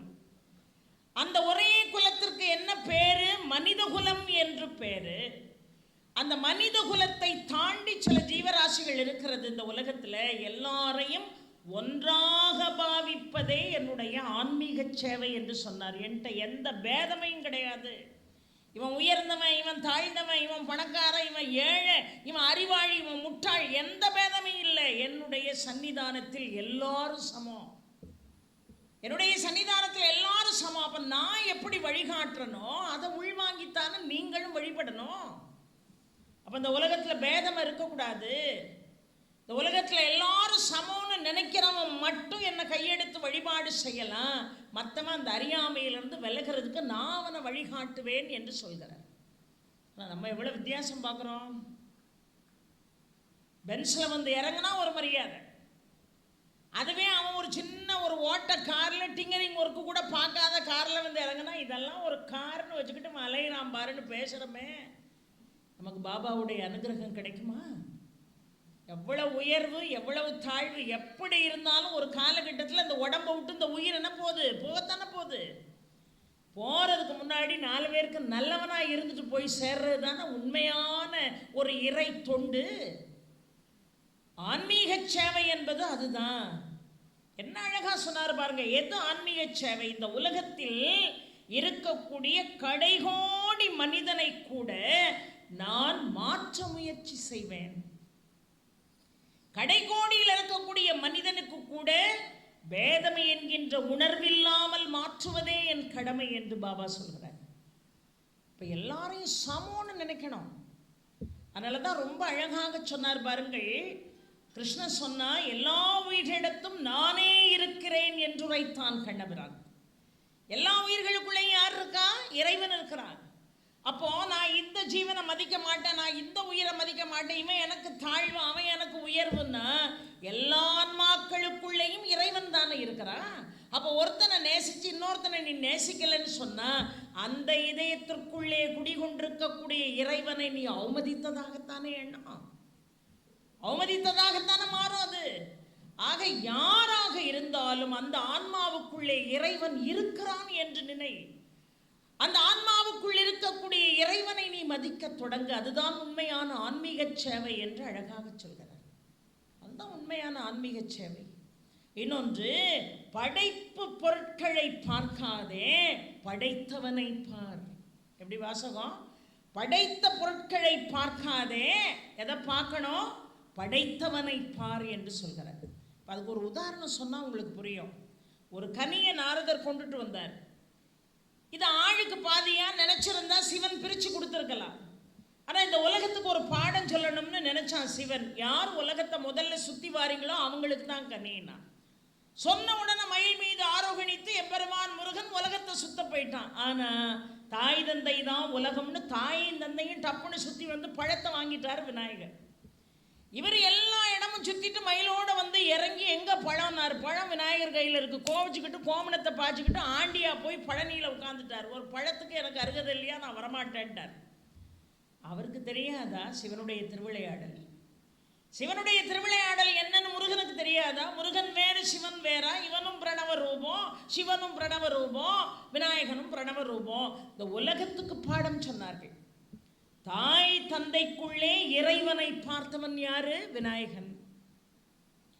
பார்க்கின்ற எல்லா பொருளிலும் இறைவனை பார்த்தவன் யாரு? முருகப்பெருமான். ரெண்டும் ஒன்று தானே.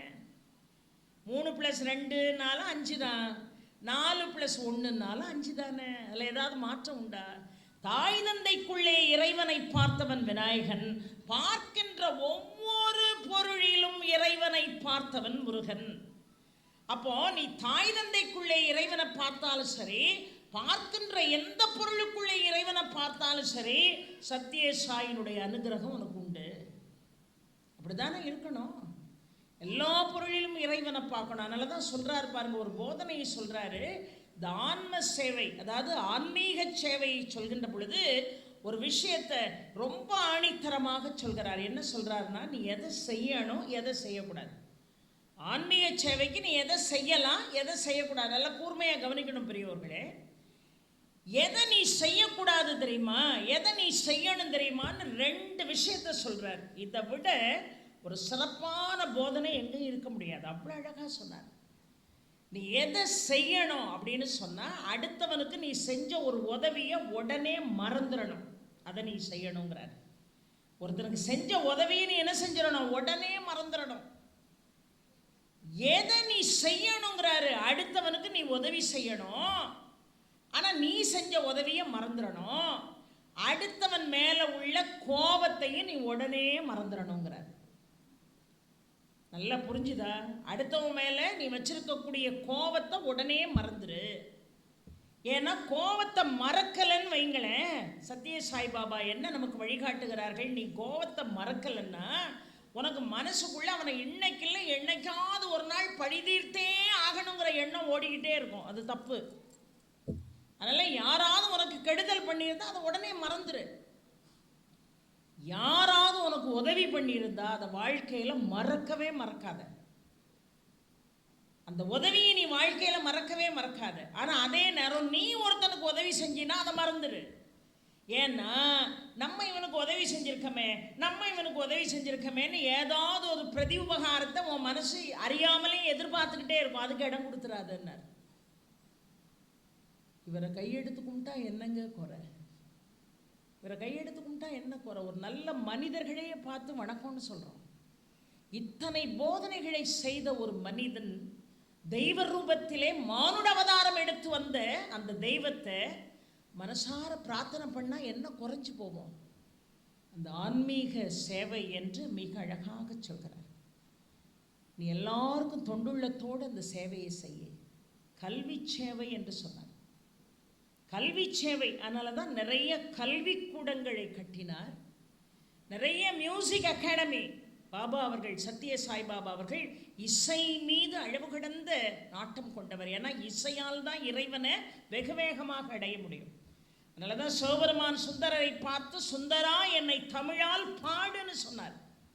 அதனால நிறைய மியூசிக் அகாடமி ஓப்பன் பண்ணார். நிறைய கல்வி சாலைகள், இலவச கல்வி, எத்தனையோ பேருக்கு இலவச கல்வி கொடுத்து சேவை செய்தார். அதில் என்ன அழகா ஒரு வார்த்தை சொன்னார் பாருங்க சத்ய சாய்பாபா. கல்வி என்பது, நான் எம்ஏ படிச்சிருக்கேன், நான் எம்பிபிஎஸ் படிச்சிருக்கேன், நான் டாக்டரேட் படிச்சிருக்கேன், என்ன மாதிரி கம்பராமாயணத்தையும் கந்தபுராணத்தையும் அலசி ஆராய்ஞ்சவன் அந்த உலகத்தில் இல்லைன்னு எவனாவது பேசினா அவனை மாதிரி நிர்மூடன் லோகத்தில் இல்லை. அதனால தான் கற்றது கைமண் அளவு, கல்லாதது உலகளவு என்று சொன்னார். இந்த கல்விக்கு சொன்னார் பாருங்க, கல்வி எதில் போய் முடியணுமா? ஒழுக்கத்தில் போய் முடியணுமா? கல்வியால் பெறக்கூடிய அறிவு எதில் போய் முடியணுமா? அன்புல போய் முடியணுமா? அதுதான் உண்மையான கல்வியா. கல்வி ஒழுக்கத்தில் முடியணும். கல்வி கற்றவன் ஒழுக்கமா இருக்கணும். அந்த ஒழுக்கம் இல்லாதனாலதான், படிச்சவனே தப்பு பண்ண காரணத்தினாலதான் பட்டுக்கோட்டை கல்யாண சுந்தரம்னு ஒரு கவிஞர் இருந்தார். அவர் என்ன அழகா பாடினாரு, பள்ளிக்கூடம் இல்லாத ஊருக்கு நான் பயணம் போறேன்னார். எல்லாரும் படி படின்னு சொல்றான், கல்விதான் கண்ணுங்கிறான். அன்னசத்திரம் 1000 வைத்தலும் ஆலயம் 10,000 நாட்டலும் அன்னையாவிலும் புண்ணியம் கோடி ஆங்கோர் ஏழைக்கு எழுத்தறிவித்தல். நான் பாரதி இந்த ஆள் பள்ளிக்கூடத்துக்கே போக வேண்டாங்காரு பட்டுக்கோட்டை அப்படின்னு படிக்கும் போது நமக்கு தோணும். என்ன அழகா சொன்னார், பள்ளிக்கூடம் இல்லாத ஊருக்கு நான் பயணம் போறேன். ஏன் தெரியுமா? எழுத படிக்க தெரியாதவன் உழுது உழைச்சி சோறு போடுறான். எல்லாம் படித்த பையன் நல்லா நாட்டை கூறு போடுறான். இவன் சோறு போடுறான், அவன் கூறு போடுறான். அதனால பள்ளிக்கூடம் இல்லாத ஊருக்கு பயணம் போறேன்னார். அப்போ படித்தவன் என்று சொன்னால், கல்வியை பெற்றவன் என்று சொன்னால், அந்த கல்வி ஒழுக்கத்தில் போய் முடிக்கணும். கல்வியால் ஒழுக்கத்தோடு கல்வியை இந்த உலகத்துக்கு கொடுக்கணும். கல்வியால் பெற்ற அறிவு அன்புல போய் முடியணும். அதனால தான் அவருக்கு டிவோட்டிஸ் ஆகியிருந்தாங்க பாருங்க டாக்டர்ஸ். அவருக்கு டிவோட்டிஸ் ஆகியிருந்த டாக்டர்ஸ் எல்லாம் சத்ய சாய்பாபா கேட்டுக்கொண்ட ஒரே ஒரு வேண்டுகோள், மாசத்துல 30 நாள்ல 29 நாட்கள் உங்களுடைய வாழ்க்கைக்காக நீங்க உங்க மருத்துவ சேவையை செய்யுங்க. ஒரே ஒரு நாள் இந்த உலகத்துக்காக இலவச மருத்துவ சேவையை செய்யுங்கள் என்று அவருக்கு டிவோட்டிஸா இருந்த டாக்டர்ஸ் கேட்டார்.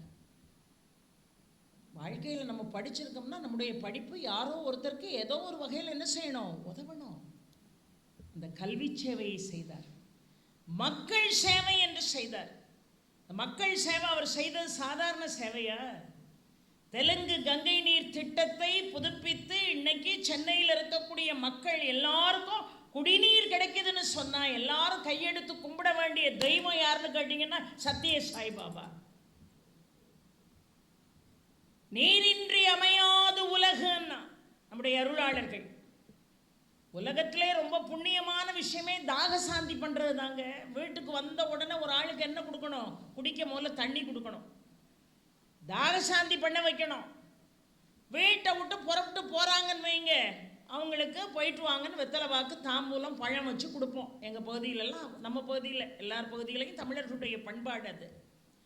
வந்த உடனே தண்ணி குடிக்கணுமா? அவன் கெட்ட எண்ணத்தோடய வீட்டுக்குள்ளே வாரான்னு வைங்களேன். இந்த பயம் வாழ்கிறதெல்லாம் ஒரு வாழ்க்கையா? இவன் வீட்டு முன்னாடி BMW நிற்கின்னு ஓரமான எண்ணத்தோட உள்ளே வந்தாலும் நீ கொடுக்குற தண்ணியை வாங்கி குடித்த உடனே ஆஹா தப்பு பண்ணிட்டமே, தப்பாக நினச்சிட்டோமே, நல்லா இருக்கணும்னு நினச்சிட்டு போவானா? தாக சாந்திக்கு அவ்வளோ பெரிய சக்தி இருக்கு. அப்போ ஒரு ஊருக்கே தண்ணி கொடுக்கணும்னா எவ்வளோ பெரிய புண்ணியம் பண்ணியிருக்கணும். அந்த புண்ணிய காரியத்தை யாராவது செய்ய முடியுமா? எத்தனையோ வருவானா போதிக்கலாங்க. சொல்றது எல்லாருக்கும் எளிது, சொன்னபடி செய்யறது எவ்வளவு கஷ்டம் தெரியுமா? அது மட்டுமா, ராயல்சீமால கிட்டத்தட்ட 1.2 மில்லியன் தண்ணி இல்லாம வாடின மக்களுக்கு நீர் திட்டத்தை கொண்டு வந்தாரு. ஆந்திர பிரதேஷ் அனந்தபூர் மாவட்டத்தில் இருக்கு அந்த ராயல்சீமா. ஒரு ஆள் 2 ஆளுக்கு இல்லை, 1.2 மில்லியன் மக்களுக்கு குடிநீர் சேவையை கொடுத்ததுனால தான் அப்பழுக்கில்லாத சுத்தமான நீரை கொடுத்து தாகசாந்தி பண்ணி சேவை செய்த காரணத்தினால 1999 அவருடைய சேவையை பாராட்டி இந்திய அரசாங்கத்தினுடைய அஞ்சல் துறை தபால் தலையும் தபால் அட்டையும் வெளியிட்டது என்று பார்க்கிறோம். 100வது ஆண்டில் இந்த இலங்கை அரசு மிக அருமையாக தபால் தலை வெளியிட்டிருக்கிறது என்று சொன்னால் ஒருவருடைய சேவை அப்படி இமயத்தை போல உயர்ந்தது. நம்ம 2013 அவருடைய 2011 மகா சமாதி ஆகிறாரு. 2013 இதை போல நினைவு தபால் தலையை இந்திய அரசாங்கம் வெளியிட்டது என்று பார்க்கிறோம். பாரத பிரதமர் மரியாதைக்கும் வணக்கத்திற்கும் உரிய ஐயா மோடிஜி அவர்கள் மிக அருமையாக 100ஆண்டு விழாவை மிக சீரோடு சிறப்போடு நடத்தி அதில் கலந்து கொள்கிறார்கள் என்று சொன்னால் ஆன்மீக சேவையோடு மக்கள் சேவையும் இணைத்து எந்த மகான் செய்கிறாரோ அவரை வச்சுதான் உலகம் செழிக்கும். சொன்னதோடு மட்டுமில்லை, செய்து காட்டியவர். அதை போல நிறைவாக மருத்துவ சேவை யாராவது செய்ய முடியுமாங்க? எப்பேற்பட்ட மருத்துவ சேவை, எப்பேற்பட்ட கல்வி சேவை, மக்கள் சேவை, ஆன்மீக சேவை அத்தனை செய்தவர். புட்டபர்த்தியிலிருந்து பெங்களூர்லேருந்து எல்லா இடத்துலையும் இலவச மருத்துவமனைகள் ஏற்பாடு செய்து இதுவரைக்கும் எத்தனையோ இலவச இருதய அறுவை சிகிச்சை, எத்தனையோ இலவச சிறுநீரக சிகிச்சை, இந்த பல்லுக்குரிய ட்ரீட்மெண்ட்டு, கண்ணுக்குரிய ட்ரீட்மெண்ட்டு அத்தனையும் இலவசமாக ஏழை எளியவர்கள் நோய் வந்துட்டு ஐயோ நம்மளை எப்படி காப்பாற்ற முடியும் அப்படிங்கிற கவலை இல்லாமல் அந்த சாய்பாபாவினுடைய ஆசிரமத்துக்கு போனால், அந்த ஹாஸ்பிட்டலுக்கு போனால் என்னை இலவசமாக குணப்படுத்தி அனுப்புவாங்கங்கிற நம்பிக்கையை ஊட்டிய ஒரு மகானை ஒரு நாள் இல்லை வாழ்நாள் முழுதும் கையெடுத்து வணங்கினாலும் நாம் கொடுத்து வைத்தவர்கள் பெரியோர்களே. உண்மையான சேவை. அதில் என்ன அழகாக ஒரு இடத்த சொல்கிறாங்க, தனபலம் புஜபலம் வித்யாபலம்னு சொன்னாங்க சத்திய சாய்பாபா. தனபலம் என்று சொன்னால் இப்போ செல்வம் என்கிட்ட நிறைய இருக்குன்னு வைங்க, இல்லை ஒரு உதாரணத்துக்கு சொல்கிறேன். ஒருத்த மிகப்பெரிய செல்வந்தனாக இருக்கான்னா எப்படி செல்வந்தனாக இருப்பான்? அவனுக்கு சொசைட்டியில் ஏதோ ஒரு வகையில் பல பேர் உழைத்து தான் அவன் செல்வந்தனாக இருப்பான். அப்போ நீ உழைச்சதில் உனக்கு கொஞ்சம் வச்சுக்கிட்டு மீதியை நீ என்ன செய்யணுமா? சொசைட்டிக்கே கொடுக்கணும். தானுண்ட நீரை தன் தலையால் தான் தருதலாம். யாரு? தன்னை. தான் முகுந்த நீரை மேகத்தில் மழையாக பொழியக்கூடிய ஆற்றல் நீருக்கு இருந்தது. அதை போல ஒருத்தன் செல்வந்தன் ஆகிறான்னு சொன்னால் அதுக்கு நிச்சயம் சொசைட்டியில் ஒரு 20-25 பேருடைய துணை கண்டிப்பாக இருக்கும். ஆக செல்வத்தை உனக்கும் வைத்துக்கொண்டு இல்லாதவர்களுக்கும் நீ கொடு அப்படின்னு ரொம்ப அழகாக வழிகாட்டினார். அதுதான் மிக அருமையான செல்வ பலம். புஜபலம் என்று சொன்னார். புஜபலம்னா என்ன? அம்மா என்கிட்ட காசு இல்லைம்மா, என்கிட்ட காசு இல்லை, நான் எப்படி செல்வந்தனாக இருந்தால் தானே மற்றவனுக்கு உதவி செய்ய முடியும். சரி, நீ செல்வந்தனாக இருக்கணும்னு அவசியம் இல்லை உதவி செய்கிறது. நல்ல பராக்கிரமம் உன்னிடம் இருந்ததுன்னு சொன்னால் ஒருத்தருக்கு உடம்பு சரியில்லையா, நீயே இனிஷியேட்டிவாக அவனை ஹாஸ்பிட்டலுக்கு கூப்பிட்டு போகலாம். ஒரு வயதானவர்கள் இருந்தால் அவங்களுக்கு ஒரு ஆகாரம் கொடுக்கலாம். இல்லை எங்கே போகிறீங்க? மெடிக்கல் ஷாப் வரைக்கும் போகிற, மாத்திரை வாங்க. ஐயோ அந்த மழைக்குள்ளே நீங்கள் எங்கே போகிறீங்க, கொண்டாங்க சீட்டை அப்படின்னு வாங்கிட்டு போய் மருந்து மாத்திரைகள் வாங்கி கொண்டு போய் வீட்டில் கொடுக்கலாம். உடலால் செய்யக்கூடிய சேவை. உங்கள்கிட்ட காசு இருக்கணுங்கிற அவசியம் இல்லை, சேவை மனப்பான்மை இருந்தால் போதுங்கிறார் சத்ய சாய்பாபா. வித்யாபலம் என்று சொன்னார்கள். வித்யாபலம்னா நீ பெற்ற கல்வியை இந்த உலகத்துக்கு போதி. நீ என்னெல்லாம் வித்தைகள் படிச்சிருக்கோ அந்த வித்தைகளை எல்லாம் அந்த உலகத்துக்கு சொல்லிக் கொடுக்காம இருக்காதே. அதான் வித்யாபலம் என்று சொன்னார்கள். இப்படி ஒவ்வொரு கழத்திலும் நம்மை மிக அருமையாக பாபா என்ன செய்கிறார்? வழிநடத்தி கொண்டே போகிறார். இந்த நிலையில தான் நாம் என்ன செய்யணும்? வழிபாடு செய்யணும். அவருடைய போதனைகள் அப்படியே பேசிக்கிட்டே போனால் மணி போகிறதே தெரியாது. அவ்வளவு சாதனைகளும் போதனைகளும் இருக்கிறது பெரியவர்களே.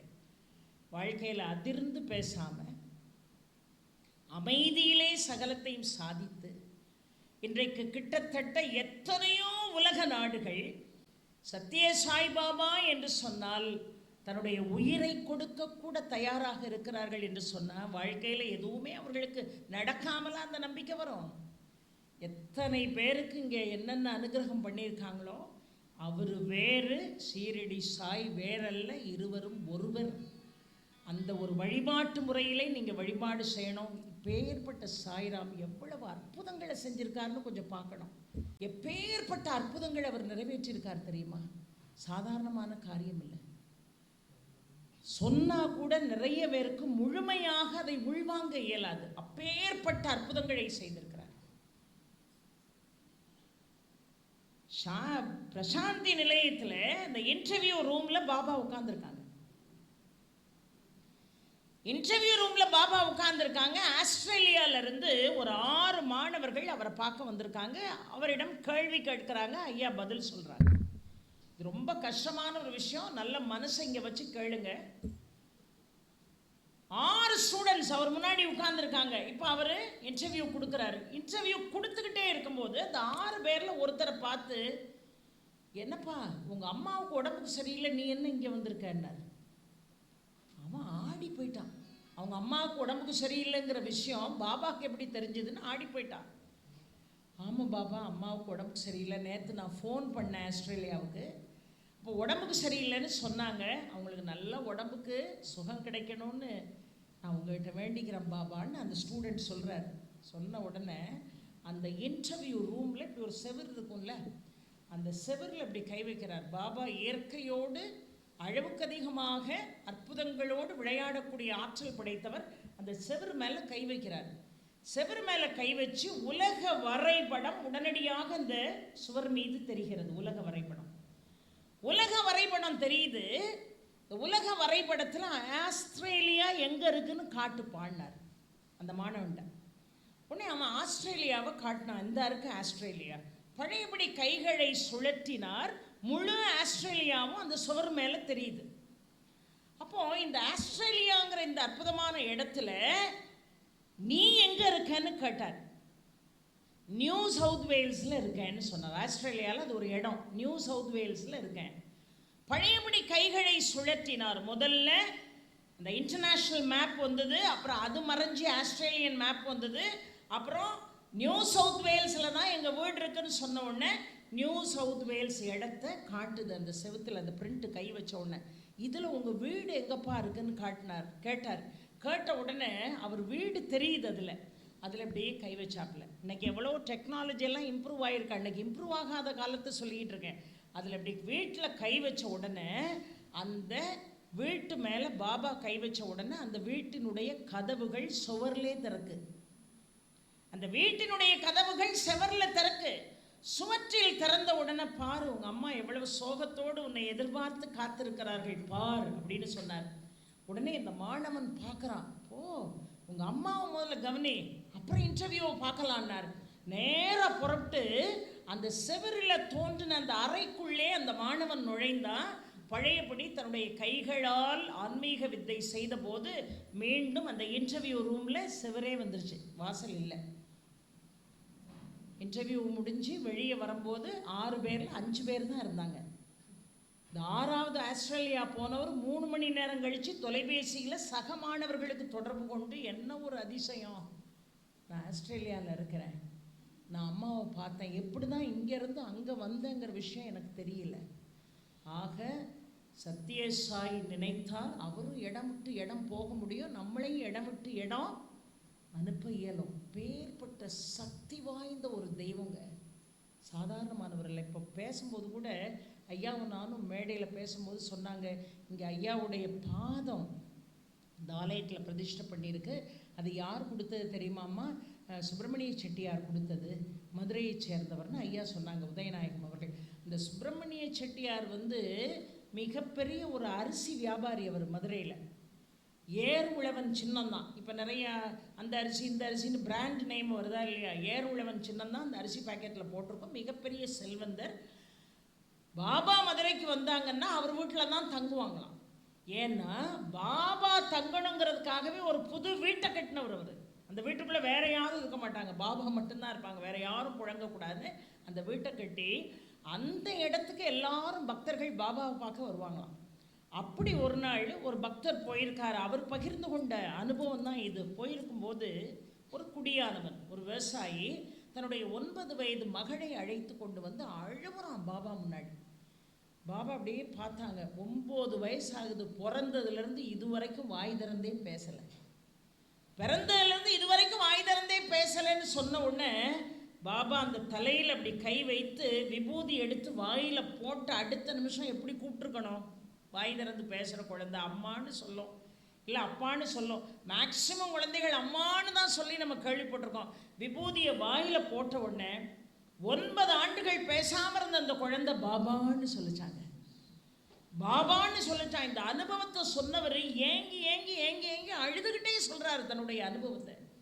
இப்படி 1000 அற்புதங்கள் இதில் மிக அருமையாக, அதாவது இதெல்லாம் என்னங்க அப்படின்னு விமர்சனம் செய்பவர்கள் 1000 பேர் இருக்கலாம். நான் ஒரு ஆளை பற்றி நான் சொல்கிறேன். எம்எஸ் சுப்புலட்சுமி அம்மா, அவங்க பாடிய இறைவனை பார்த்தவர்கள் இல்லையா? இல்லாட்டா இன்னைக்கு திருப்பதியில் அவங்களுக்கு சிலை இருக்குமா? விஷ்ணு சஹஸ்ரநாமம் பாடுனா விஷ்ணுவே வந்து நிற்பான். கனகதாரா பாடுனா ஆதிசங்கரர் மிக அருமையாக மகிழ்ந்து, லக்ஷ்மி மகிழ்ந்து, மிக அருமையான கோல்டன் நெல்லிக்கனி நம்ம வீட்டில் விழும். அப்பேற்பட்ட சக்தி வாய்ந்த ஒரு காந்த சக்தி வாய்ந்த குரல் அந்த அம்மாவுக்கு, எம்எஸ் சுப்புலட்சுமி அம்மாவுக்கு. அந்த எம்எஸ் சுப்புலட்சுமி அம்மா 2 பேர் மேலே அளவு கடந்த பக்தி. ஒன்று காஞ்சி மகாபெரியவர் மேலே, இன்னொன்று சத்ய சாய்பாபா மேலே அளவு கடந்த பக்தி. அளவு கடந்த பக்தி அந்த அம்மாவுக்கு. சத்ய சாய்பாபா மீது பக்தி கொண்டவர்கள், அவர் மேலே எவ்வளவோ பஜனை பாடல்கள் அந்த அம்மா பாடியிருக்காங்க. பிரசாந்தி நிலையத்திலே போய் பாடியிருக்காங்க. அவங்கள தேடி இறைவன் வருவான். ஏன்னா அந்த குரலுக்கு அவ்வளோ பெரிய ஒரு சக்தி இருக்குது. இன்னைக்கு வரைக்கும் எம்எஸ் அம்மா குரலுக்கு ஈடு இணை லோகத்தில் யாரும் கிடையாது. அவங்க காஞ்சி மகா பெரியவரை பார்க்கறதுக்காக உட்கார்ந்துருக்காங்க. அந்த நேரம் ரா கணபதி என்கின்ற பெரியவர் வரார். ரா கணபதி யாருன்னு கேட்டீங்கன்னா, காஞ்சி மகா பெரியவருடைய சொற்பொழிவுகளை எல்லாம் தொகுத்து வழங்கி தெய்வத்தின் குரல் என்கின்ற புத்தக வெளியீட்டிற்கு காரணமாக இருந்தவர் ரா கணபதி அவர்கள். அவர் வர்றாரு. எங்கே போயிட்டு வர்றாரு தெரியுமா? புட்டபர்த்திக்கு போயிட்டு வர்றாரு. புட்டபர்த்தியில் சத்ய சாய்பாபாவை ரா கணபதி அவர்கள் சந்திச்சு, நான் ஐயாவினுடைய தெய்வத்தின் குரல் புத்தகத்தை எல்லாம் நான் தான் கம்போஸ் பண்ணி வெளியிடுறேன், அவருடைய சொற்பொழிவெல்லாம் தொகுத்து அப்படின்னு சொல்கிறாரு. சத்ய சாய்பாபா மேலேயும் ராகணபதி அவர்கள் 2 புத்தகம் எழுதியிருக்காங்க. அப்படி சொன்ன உடனே என்ன அழகா, ஆகா, ஆதிசங்கரருடைய ரூபம், அத்வைதத்தினுடைய சொரூபம் காஞ்சி மகா பெரியவர் என்கின்ற வாக்கு யார் சொன்ன வாக்கு? சத்யசாய் அவர்கள் சொன்ன வாக்கு. காஞ்சி மகா பெரியவரை பற்றி ராகணபதி அவர்களிடம் சத்யசாய் பாபா சொல்றாங்க, அவர் அத்வைதத்தினுடைய சொரூபம், ஆதிசங்கரருடைய பிரதிபலிப்பு அப்படின்னு அவ்வளவு பெருமையா பேசுறாங்க. அதை கேட்டுட்டு இவர் காஞ்சி மடத்துக்கு வராரு. ஐயா உட்கார்ந்துருக்காங்க, காஞ்சி மகா பெரியவர் பக்கத்தில் ஏத்தாப்புல அம்மா சுப்புலட்சுமி அம்மா உட்கார்ந்துருக்காங்க, எம்எஸ் அம்மா. இவர் அங்கேருந்து வர்றவர் மனசுக்குள்ள அவரே நினைக்கிறாரு, புட்டபர்த்திக்கு போனதுக்கு ஒருவேளை ஐயா நம்மகிட்ட கோவிச்சுக்கிடுவாரோ பெரியவர் அப்படின்னு பயந்துக்கிட்டே வரார். பயந்துக்கிட்டே வந்தோடனே இவர் என்ன பண்ணார், காஞ்சி மகா பெரியவர் அந்த பக்கம் பின்னாடி திரும்பி உட்காந்துட்டார். திரும்பி உட்கார்ந்தோன்னா ஐயோ இவர் உண்மையாகவே நம்ம அங்கே போனது இவருக்கு பிடிக்கல போல, அதனால தான் கோவிச்சுக்கிட்டு திரும்பி உட்காந்துட்டாருன்னு நினைக்கிறாரு. ஒரு 2 செகண்டில் தன்னுடைய முகத்தை ராகணபதி அவர்களிடம் காட்டிட்டு சொன்னார், ஏன்பா நீ புட்டபர்த்திக்கு நீ போனதுனால நான் உங்ககிட்ட கோவப்படுவேன்னு உன்னுடைய அறியாமையை நீ வெளிப்படுத்தின பாரு, அதுக்கு தான் நான் திரும்பி உட்கார்ந்தேன். நீ போனது சாதாரண இடம் இல்லை, பரபிரம்மத்தையே போய் பார்த்துட்டு வந்திருக்கன்னு காஞ்சி மகா பெரியவர் வாக்கு சொல்றாருன்னு சொன்னா, சத்யசாய் அவர்களுடைய சக்தி எப்பேற்பட்டது யோசித்து பாருங்கள். எப்பேற்பட்ட சக்தி வாய்ந்தவர் அவர். அது மாதிரி நீங்க எல்லாம் டிவியில் பார்த்துருப்பீங்க, ஹரிகேசநல்லூர் அங்கே தான் பெரிய குபேரர் ஆலயம் இருக்குது. எங்கள் ஊர் பக்கம் தான் இருக்குது, தூத்துக்குடி பக்கத்தில் அம்பாசமுத்திரம். நீங்கள்லாம் தூத்துக்குடி வந்தீங்கன்னா மறக்காமல் அந்த குபேரர் கோயிலுக்கு வரணும். ஏன்னா குபேரனுடைய கடனை தீர்த்த சிவன் அங்கே இருக்கார். அவர் பேர் அரியநாதர்னு பேர். அங்கே வீற்றிருந்து அருள்மாலிக்கக்கூடிய அகிலாண்ட கோடி பிரம்மாண்ட நாயகிக்கு பெரிய நாயகின்னு பேர். குபேரனுக்கு எப்படி கடன் வந்ததான், அத்தனை குபேரனுடைய செல்வத்தையும் அவனுடைய புஷ்பக விமானத்தையும் ராவணன் பறிச்சுக்கிட்டு குபேரனை தெருவில் விட்டானா. தன்னுடைய கஷ்டம் தீரணும், தன்னுடைய கடன் தீரணும், என்னுடைய செல்வங்கள் எல்லாம் எனக்கு வாழ்க்கையில் இழந்த செல்வங்களை திரும்ப பெறணும்னு குபேரன் வந்து வழிபட்ட ஸ்தலம் ஹரியேசவநல்லூர். அந்த ஹரியேசவநல்லூர்ல இருந்து பிறந்து வளர்ந்து வந்த ஒரு அருமையான ஜோதிடர். நீங்கள் வந்து இதிலெல்லாம் பார்த்துருப்பீங்க யூடியூப்பில். ஒரு பேர் வெங்கட்ராமன் பேர்.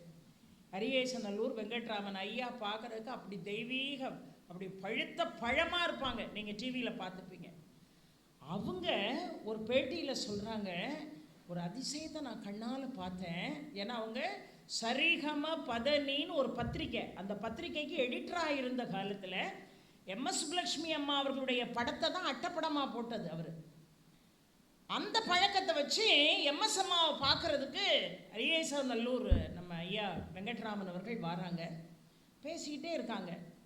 பேசிக்கிட்டே இருக்கும்போது சாயங்காலம் கொஞ்சம் நெருங்கின உடனே கொஞ்சம் காத்துருங்க, எனக்கு ஒரு முக்கியமான வேலை இருக்குன்னு சொல்லிட்டு பூஜரைக்கு நடந்து வராங்க அம்மா. நடந்து வந்தால் ஆள் உயரத்தில் சத்ய சாய்பாபாவினுடைய படம் இருக்குது. அந்த படத்துக்கு தீபாராதனை காட்டுறாங்க. ஏன்னா தீபாராதனை காட்ட வேண்டிய நேரம். நம்மெல்லாம் எங்கேயாவது என்டர்டைன்மெண்ட் தான் உடனே பூஜையை ஒதுக்கி வச்சுருவோம். சரி நாளைக்கு பார்த்துக்கலாம், சுவாமி எங்கே போகுது பார்த்துக்கலாம். அவங்க அவ்வளோ பிஸி பர்சன்னு.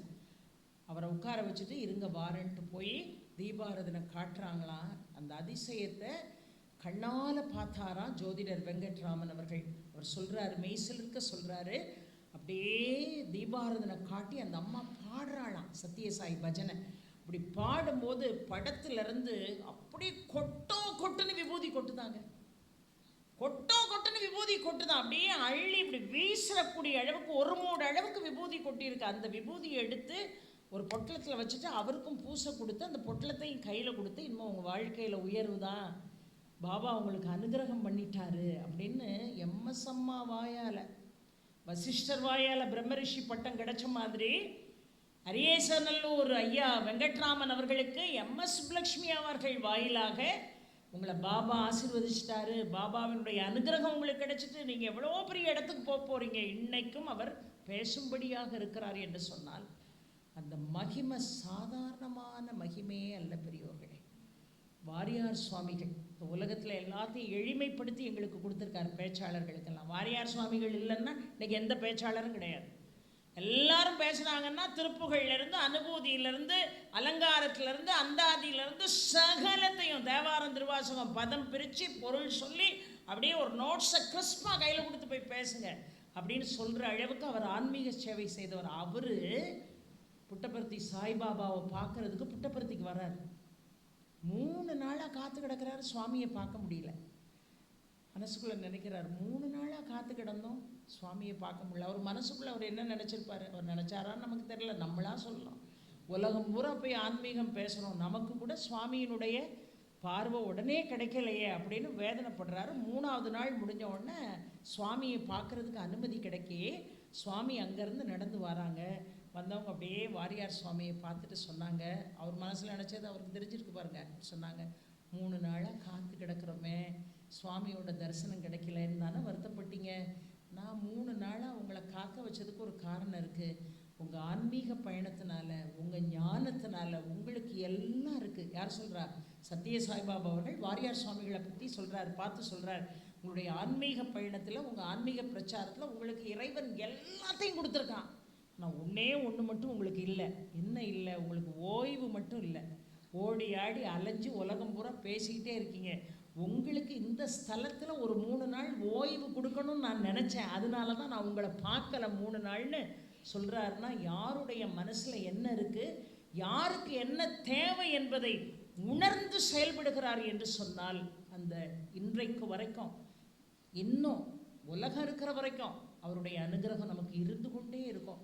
அன்னைக்கு எல்லாரும் ஐயா மாதிரி உதயநாயகம் அவர்கள் எல்லாம் நேரில் அவரை பார்த்த பாக்கியத்தை பெற்றாங்க. பார்க்காத நாமெல்லாம் இன்றைக்கும் அருவமாக அவரை வழிபாடு செய்தால் கண்டிப்பாக அவருடைய அனுகிரகம் நமக்கு கிடைக்கும்னு நினச்சா நிச்சயமாக கிடைக்கும். ஒரு விஷயம் சொல்கிறேங்க, 1999, அதாவது 1999 February 19 நினைக்கிறேன், அந்த பர்டிகுலர் இயர், அந்த பர்டிகுலர் டேட்டில் அடல் பிஹாரி வாஜ்பாய் அவர்கள் தான் இந்தியாவினுடைய பிரதமர். அவங்க எவ்வளவோ புதுமை பண்ணியிருக்காங்க. வாஜ்பாய் அவர்கள் ஒரு மிகப்பெரிய பிரம்மாண்டமான ஒரு புரட்சிகரமான ஒரு புதுமையை செஞ்சார். என்ன புதுமைன்னா, இந்தியாவிலேருந்து பாகிஸ்தானுக்கு பேருந்து வசதி செஞ்சார். லாகூருக்கு பஸ் போகக்கூடிய சேவையை முதல்ல ஆரம்பித்ததே அடல் பிஹாரி வாஜ்பாய் அவர்கள் தான், நம்முடைய பாரத பிரதமர், முன்னாள் பிரதமர், மரியாதைக்குரியவர். இந்த பஸ்ஸை விட்டுட்டு அவர் பாட்டுக்கு டெல்லியில் இருக்கல, அவரும் பஸ்ஸில் ஏறிட்டு லாகூர் வரைக்கும் போனார். லாகூர் வரைக்கும் பஸ்ஸில் பயணிகளோடு புறப்பட்டு போனார். அப்போ பாகிஸ்தானுடைய பிரதம மந்திரி கேட்டார், ஷெரீஃப் கேட்டார், என்ன நீங்கள் இங்கே ரொம்ப த்ரெட்டன், நிறைய அச்சுறுத்தல்கள் எல்லாம் உங்களுக்கு இருக்குது, நீங்கள் இதெல்லாம் தாண்டி எல்லாரோடையும் பஸ்ஸில் பயணம் பண்ணி இங்கே வந்து பஸ்ஸு போக்குவரத்தை நீங்கள் திறந்து வச்சது எனக்கு ரொம்ப ஆச்சரியமாக இருக்குது, உங்களுக்கு பாதுகாப்பை பற்றி கவலை இல்லையான்னு கேட்டார். நவாஸ் ஷெரீஃப் கேட்குறாரு, உங்களுக்கு உங்கள் பாதுகாப்பை நினச்சி கவலை இல்லையான்னார். இவர் என் கூட இருக்கும்போது எனக்கு என்ன கவலைன்னு இப்படி நெஞ்சை தொட்டு சொன்னார். யார் அப்படின்னார். பாக்கெட்டுக்குள்ளேருந்து ஒரு படத்தை எடுத்து பாகிஸ்தான் பிரதமர்கிட்ட காட்டினார். அந்த படம் வேறு யார் படமும் அல்ல, சத்திய சாய்பாபாவினுடைய படத்தை எடுத்து வாஜ்பாய் அவர்கள் காட்டுகிறார்கள் என்று சொன்னார். நமக்கு கிடைச்ச பிரதமரில் மிக கண்ணான ஒரு பிரதமர் வாஜ்பாய் அவர்கள். அப்போ எந்த அளவிற்கு அவர் மீது அளவு கடந்த நம்பிக்கை வச்சுருக்கணும். சாதாரணமான விஷயம் இல்லை, இப்படி பல புதுமைகளை செய்கிறாரு. ஒன்றும் இல்லைங்க, உட்காந்து இதை மாதிரி பாபா இன்டர்வியூ பண்ணிகிட்டு இருக்காங்க. நிறைய பெண்கள் நம்மளை மாதிரி உட்காந்துருக்காங்க. அதில் ஒரு அம்மா சொன்னாங்க, நான் நிறைய நாராயண சேவை பண்ணுறேன்னு சொன்னாங்க. நான் நிறைய நாராயண சேவை பண்ணுறேன்னு நான் நிறைய சேவை பண்ணுறேன்னாங்க. அப்போது சத்யசாயி கேட்டாங்க, நீங்கள் என்னம்மா சேவை பண்ணுறீங்கன்னாங்க. நான் நாராயண சேவை பண்ணுறேன். ஓஹோ அப்படின்ட்டு, வீட்டில் சாப்பிட்றதா இருந்தால் 5 ரூபா அரிசி, வெளியே நாராயண சேவைன்னா 2 ரூபா அரிசி, என்ன நியாயம் அப்படின்னாரு. இல்லை சுவாமி, நான் அப்படியெல்லாம் எதுவும் பண்ணலையேன்னார். இருங்க வாரேன்ட்டு அந்த இன்டர்வியூ ரூமுக்கு சைடில் ஒரு ரூமு, அதுக்குள்ளே போயிட்டு பையில் கொஞ்சம் அரிசி எடுத்துகிட்டு வந்தாங்க. இத்தனாம் தேதி உன் வீட்டுக்கு வந்து பிக்ஷாம் தேகி நான் நின்னேன்னா, நீ நாராயண சேவைங்கிற பேரில் இந்த தரமில்லாத அரிசி என் கையில் கொடுத்து அனுப்புனியா, அது இன்னைக்கு வரைக்கும் நான் பத்திரமா வச்சுருக்கேன், இந்தா பாருன்னார். அந்த அம்மா அப்படியே நெடுஞ்சாங்கரையாக காலில் விழுந்தாங்க, என்னை மன்னிச்சிருங்க சுவாமி, இந்த மாதிரி தவறுகளை நம்ம வாழ்க்கையில் நான் செய்ய மாட்டேன். இப்படி 1000 அதிசயங்களையும் 1000 அற்புதங்களையும் செய்யக்கூடிய பாபா நம்மகிட்டருந்து எதிர்பார்க்கறது என்னன்னா, அன்பாக இருங்கள், சாந்தமாக இருங்கள், அகிம்சையில் உங்கள் மனது செலுத்தணும். 4 விஷயம் சொன்னாருங்க. லவ் ஆல், முதல்ல சொல்கிறார் லவ் ஆல். ரெண்டாவது ரொம்ப அழகாக சொன்னார், எல்லாரையும் முதல்ல நல்லா நேசிக்கணும். சர்வ் ஆல்னு சொன்னார். எல்லாருக்குமே பேதமை இல்லாமல் நீ சர்வீஸ் பண்ணு. நான் இவங்களுக்கு தான் பண்ணுவேன், நான் அவங்களுக்கு தான் பண்ணுவேன். நம்ம எல்லாரும் பார்த்துருக்கீங்களா? சோறு போடுறோம், நான் எவ்வளோ சோறு போட்டு புண்ணியம் தேடுறேன் தெரியுமா அப்படின்ட்டு நமக்கு ஈக்குவலான ஆளை கூப்பிட்டே டேபிளில் உட்கார வச்சு சோறு போடுவோம். அதுக்கு பேர் சேவை இல்லை. நீ யாரெல்லாம் வீட்டுக்குள்ளே விடக்கூடாதுன்னு நினைக்கியோ அவனையும் கூப்பிட்டு உனக்கு சமமாக உட்கார வச்சு சாப்பாடு போடுறதுக்கு பேர் தான் சேவை. அந்த சேவையை தான் பாபா சொன்னாரே தவிர பென்ஸும் சந்திக்கிற சேவையை சொல்லலை. பிஎம்டபிள்யூவும் சந்திக்கிற சேவையை சொல்லலை. பிஎம்டபிள்யூவும் குடிசையில் இருக்கிற ஒரு ராமசாமியும் சந்திக்கிற சேவையை தான் பாபா நமக்கு சொல்லி கொடுத்தாரு. அந்த மனப்பக்குவம் உங்களுக்கு என்னைக்கு வருதோ அன்னைக்கு உங்கள் பிரச்சனைகள் எல்லாம் தவிடுபடி ஆயிரும். நம்ம பிரச்சனைகள் நம்மளை துரத்துறதுக்கு காரணமே நம்மிடமே மறைந்து கிடக்கக்கூடிய நம்முடைய வேற்றுமைகள். அந்த வேற்றுமை என்னைக்கு மாறுதோ அன்னைக்கு தான் பகவானுடைய அனுகிரகத்தை நாம் என்ன செய்ய முடியும், பெற முடியும். ரொம்ப அழகாக லவ் ஆல், எல்லாரையும் நேசிக்கணும்னார். நான் இவனைத்தான் நேசிப்பேன், அவனைத்தான் நேசிப்பாங்க, இவன்லாம் என் கிட்டே வரக்கூடாது, இவன்லாம் நான் வீட்டுக்குள்ளே விட மாட்டேன். இந்த பேதமை இருந்தால் என்ன மறந்துருங்கிறார். என்ன தேவையில்லாமல் வழிபட்டு உன்னுடைய நேரத்தை வீணடிக்க வேண்டாம். அப்போ லவ் ஆல்னார். சர்வ் ஆல், எல்லாருக்கும் சர்வீஸ் பண்ணு. முதல் இடத்துல இருக்கிறவனுக்கும் சர்வீஸ் பண்ணு, கடைகோடியில் இருக்கக்கூடியவனுக்கும் நீ என்ன பண்ணு, சர்வீஸ் பண்ணு. அடுத்தாப்புல ரொம்ப அழகாக சொன்னார், ஹெல்ப் எவர்னு சொன்னார். ஹெல்ப் எவர், எப்பொழுதும் உதவி செய்கிறத வாழ்க்கையில் மறந்துடாத. ஒன்னாலும் இயன்ற உதவி. அவன் வசதி கேட்டார் போல உதவி செய்யலாம். ஏன் நம்மளால் ஒருத்தனுக்கு 2 இட்லி கொடுத்து அவன் பசியை கூடவா நம்மளால் போக்க முடியாது? ஹெல்ப் எவர், என்னைக்குமே மற்றவனுக்கு உதவி செய்யணுங்கிற எண்ணத்திலிருந்து நீ வெளியே வந்துடாத. கடைசியாக ஒன்று சொன்னார் பாருங்க, ஹர்ட் நெவர்னு சொன்னார். யாரையும் புண்படுத்தாதன்னு சொன்னார். எல்லாரையும் நேசிக்கணும், எல்லாருக்கும் சேவை பண்ணணும், என்னைக்குமே வாழ்க்கையில் மற்றவனுக்கு நீ உதவியாக இருக்கணும், அடுத்தவனை புண்படுத்தவே கூடாது. இதுதான் பாபாவினுடைய, சத்திய சாய்பாபாவினுடைய தலையாய போதனை. இதை பின்பற்றினா போதுமங்க, இந்த உலகம் சேமமாயிடுமே, இந்த உலகமே சேமமாயிடுமே. இந்த 4 விஷயம், எல்லாரையும் நான் நேசிப்பேன், எல்லாருக்கும் நான் சர்வீஸ் பண்ணுவேன், யாருடைய மனசை நான் புண்படுத்த மாட்டேன், என்னால் இயன்ற உதவிகள் அந்த உலகத்துக்கு செய்வேன்னு சத்யசாயி சொன்ன இந்த 4 கொள்கையை பின்பற்றினாலே எல்லா வீட்டிடத்தும் நானே இருக்கிறேன் என்றுரைத்தான் கண்ணபிரான். எல்லோரும் அமரநிலையை எய்தும் நன் முறையை இந்தியா உலகிற்கழிக்கும், ஆம் இந்தியா உலகிற்கழிக்கும், ஆமாம் இந்தியா உலகிற்கழிக்கும்னு பாரதி பாடினான அந்த நிலை வந்துடாதா? உலகம் முழுதும், உலகம் முழுவதும் ஒற்றுமையாக இருக்கணும்னு நினைச்சார். இந்திய திருநாடு மட்டுமல்ல, உலக மக்கள் அத்தனை பேரும் சேமமாக இருக்கணும்னு நினைச்சார். இன்னொன்று, வாழ்க்கையில் உனக்கு எல்லாம் கிடைக்கணும்னா முதல்ல உன் பக்கத்து வீட்டுக்காரனை நீ நேசினார். உன் எதிர் வீட்டில் உள்ளவனை முதல்ல நேசி. உன்னை நேசிப்பதோடு உன்னை சார்ந்தவர்களையும் நேசிக்கணும். நம்ம நிறைய பேருக்கு பக்கத்து வீட்டில் எவன் இருக்கான்னே தெரியாது. பக்கத்து வீட்டில் இருந்து ஒருத்தர் வந்து கதவை தட்டினார், அப்படியா, யார் அது, நான் அவரை பார்த்ததே இல்லையே அப்படின்னு சொல்கிற அளவுக்கு அக்கம் பக்கத்தில் எவன் இருக்கான்னே தெரியாமல், இந்த அன்பை பகிர்ந்து கொள்ளாமல், சில வீட்டில் பாருங்கள் கரண்ட்டு போனால் கூட வந்து சொல்ல மாட்டான், என்னவா இவன் வந்து உஜாராயிடுவான். தண்ணி வருதுன்னு சொல்ல மாட்டாயா, தண்ணி இன்னைக்கு வருது, நீங்கள் தண்ணி பிடிக்கலையாமான்னு கேட்டால் என்னம்மா குறைஞ்சா போயிடுவோம், இப்போ தான் சொல்லிச்சு தாகசாந்தி பண்ணுறது தான் பெரிய புண்ணியம்னு.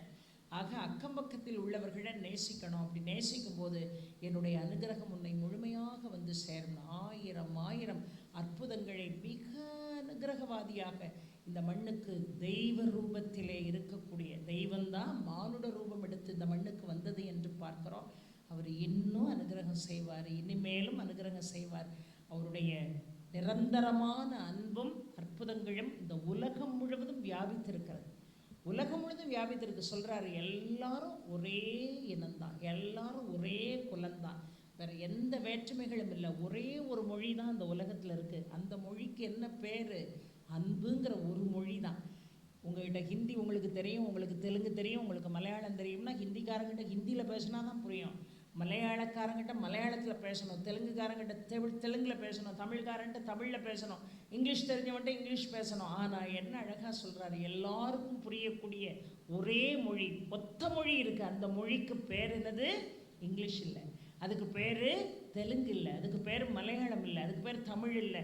அந்த ஒற்றை மொழியினுடைய பேர் என்ன அழகாக சொன்னார், அன்புன்னு சொன்னார். அந்த அன்புன்னு ஒன்று இருந்தால் இந்த உலகத்தில் எல்லா மொழி பேசுபவனும் என்னுடைய சகோதரன் தான். இந்த உலகத்தில் எல்லா மொழி பேசுபவனும் என்னுடைய உடன்பிறப்பு தான், என்னுடைய தாய் தான், என்னுடைய தந்தை தான். உலகளாவிய ஒரு அன்பை நாம் தெளிவுபடுத்தி விட்டோம் என்று சொன்னால் இந்த உலகத்துக்கு இதை விட சேமம் என்ன இருக்கும்? இப்படி வழிகாட்டிய தெய்வ ரூபம் கொண்ட அவதாரங்கள் எத்தனை பேர் இந்த சேவையை செய்திருக்கிறார்கள், யோசித்து பாருங்கள்.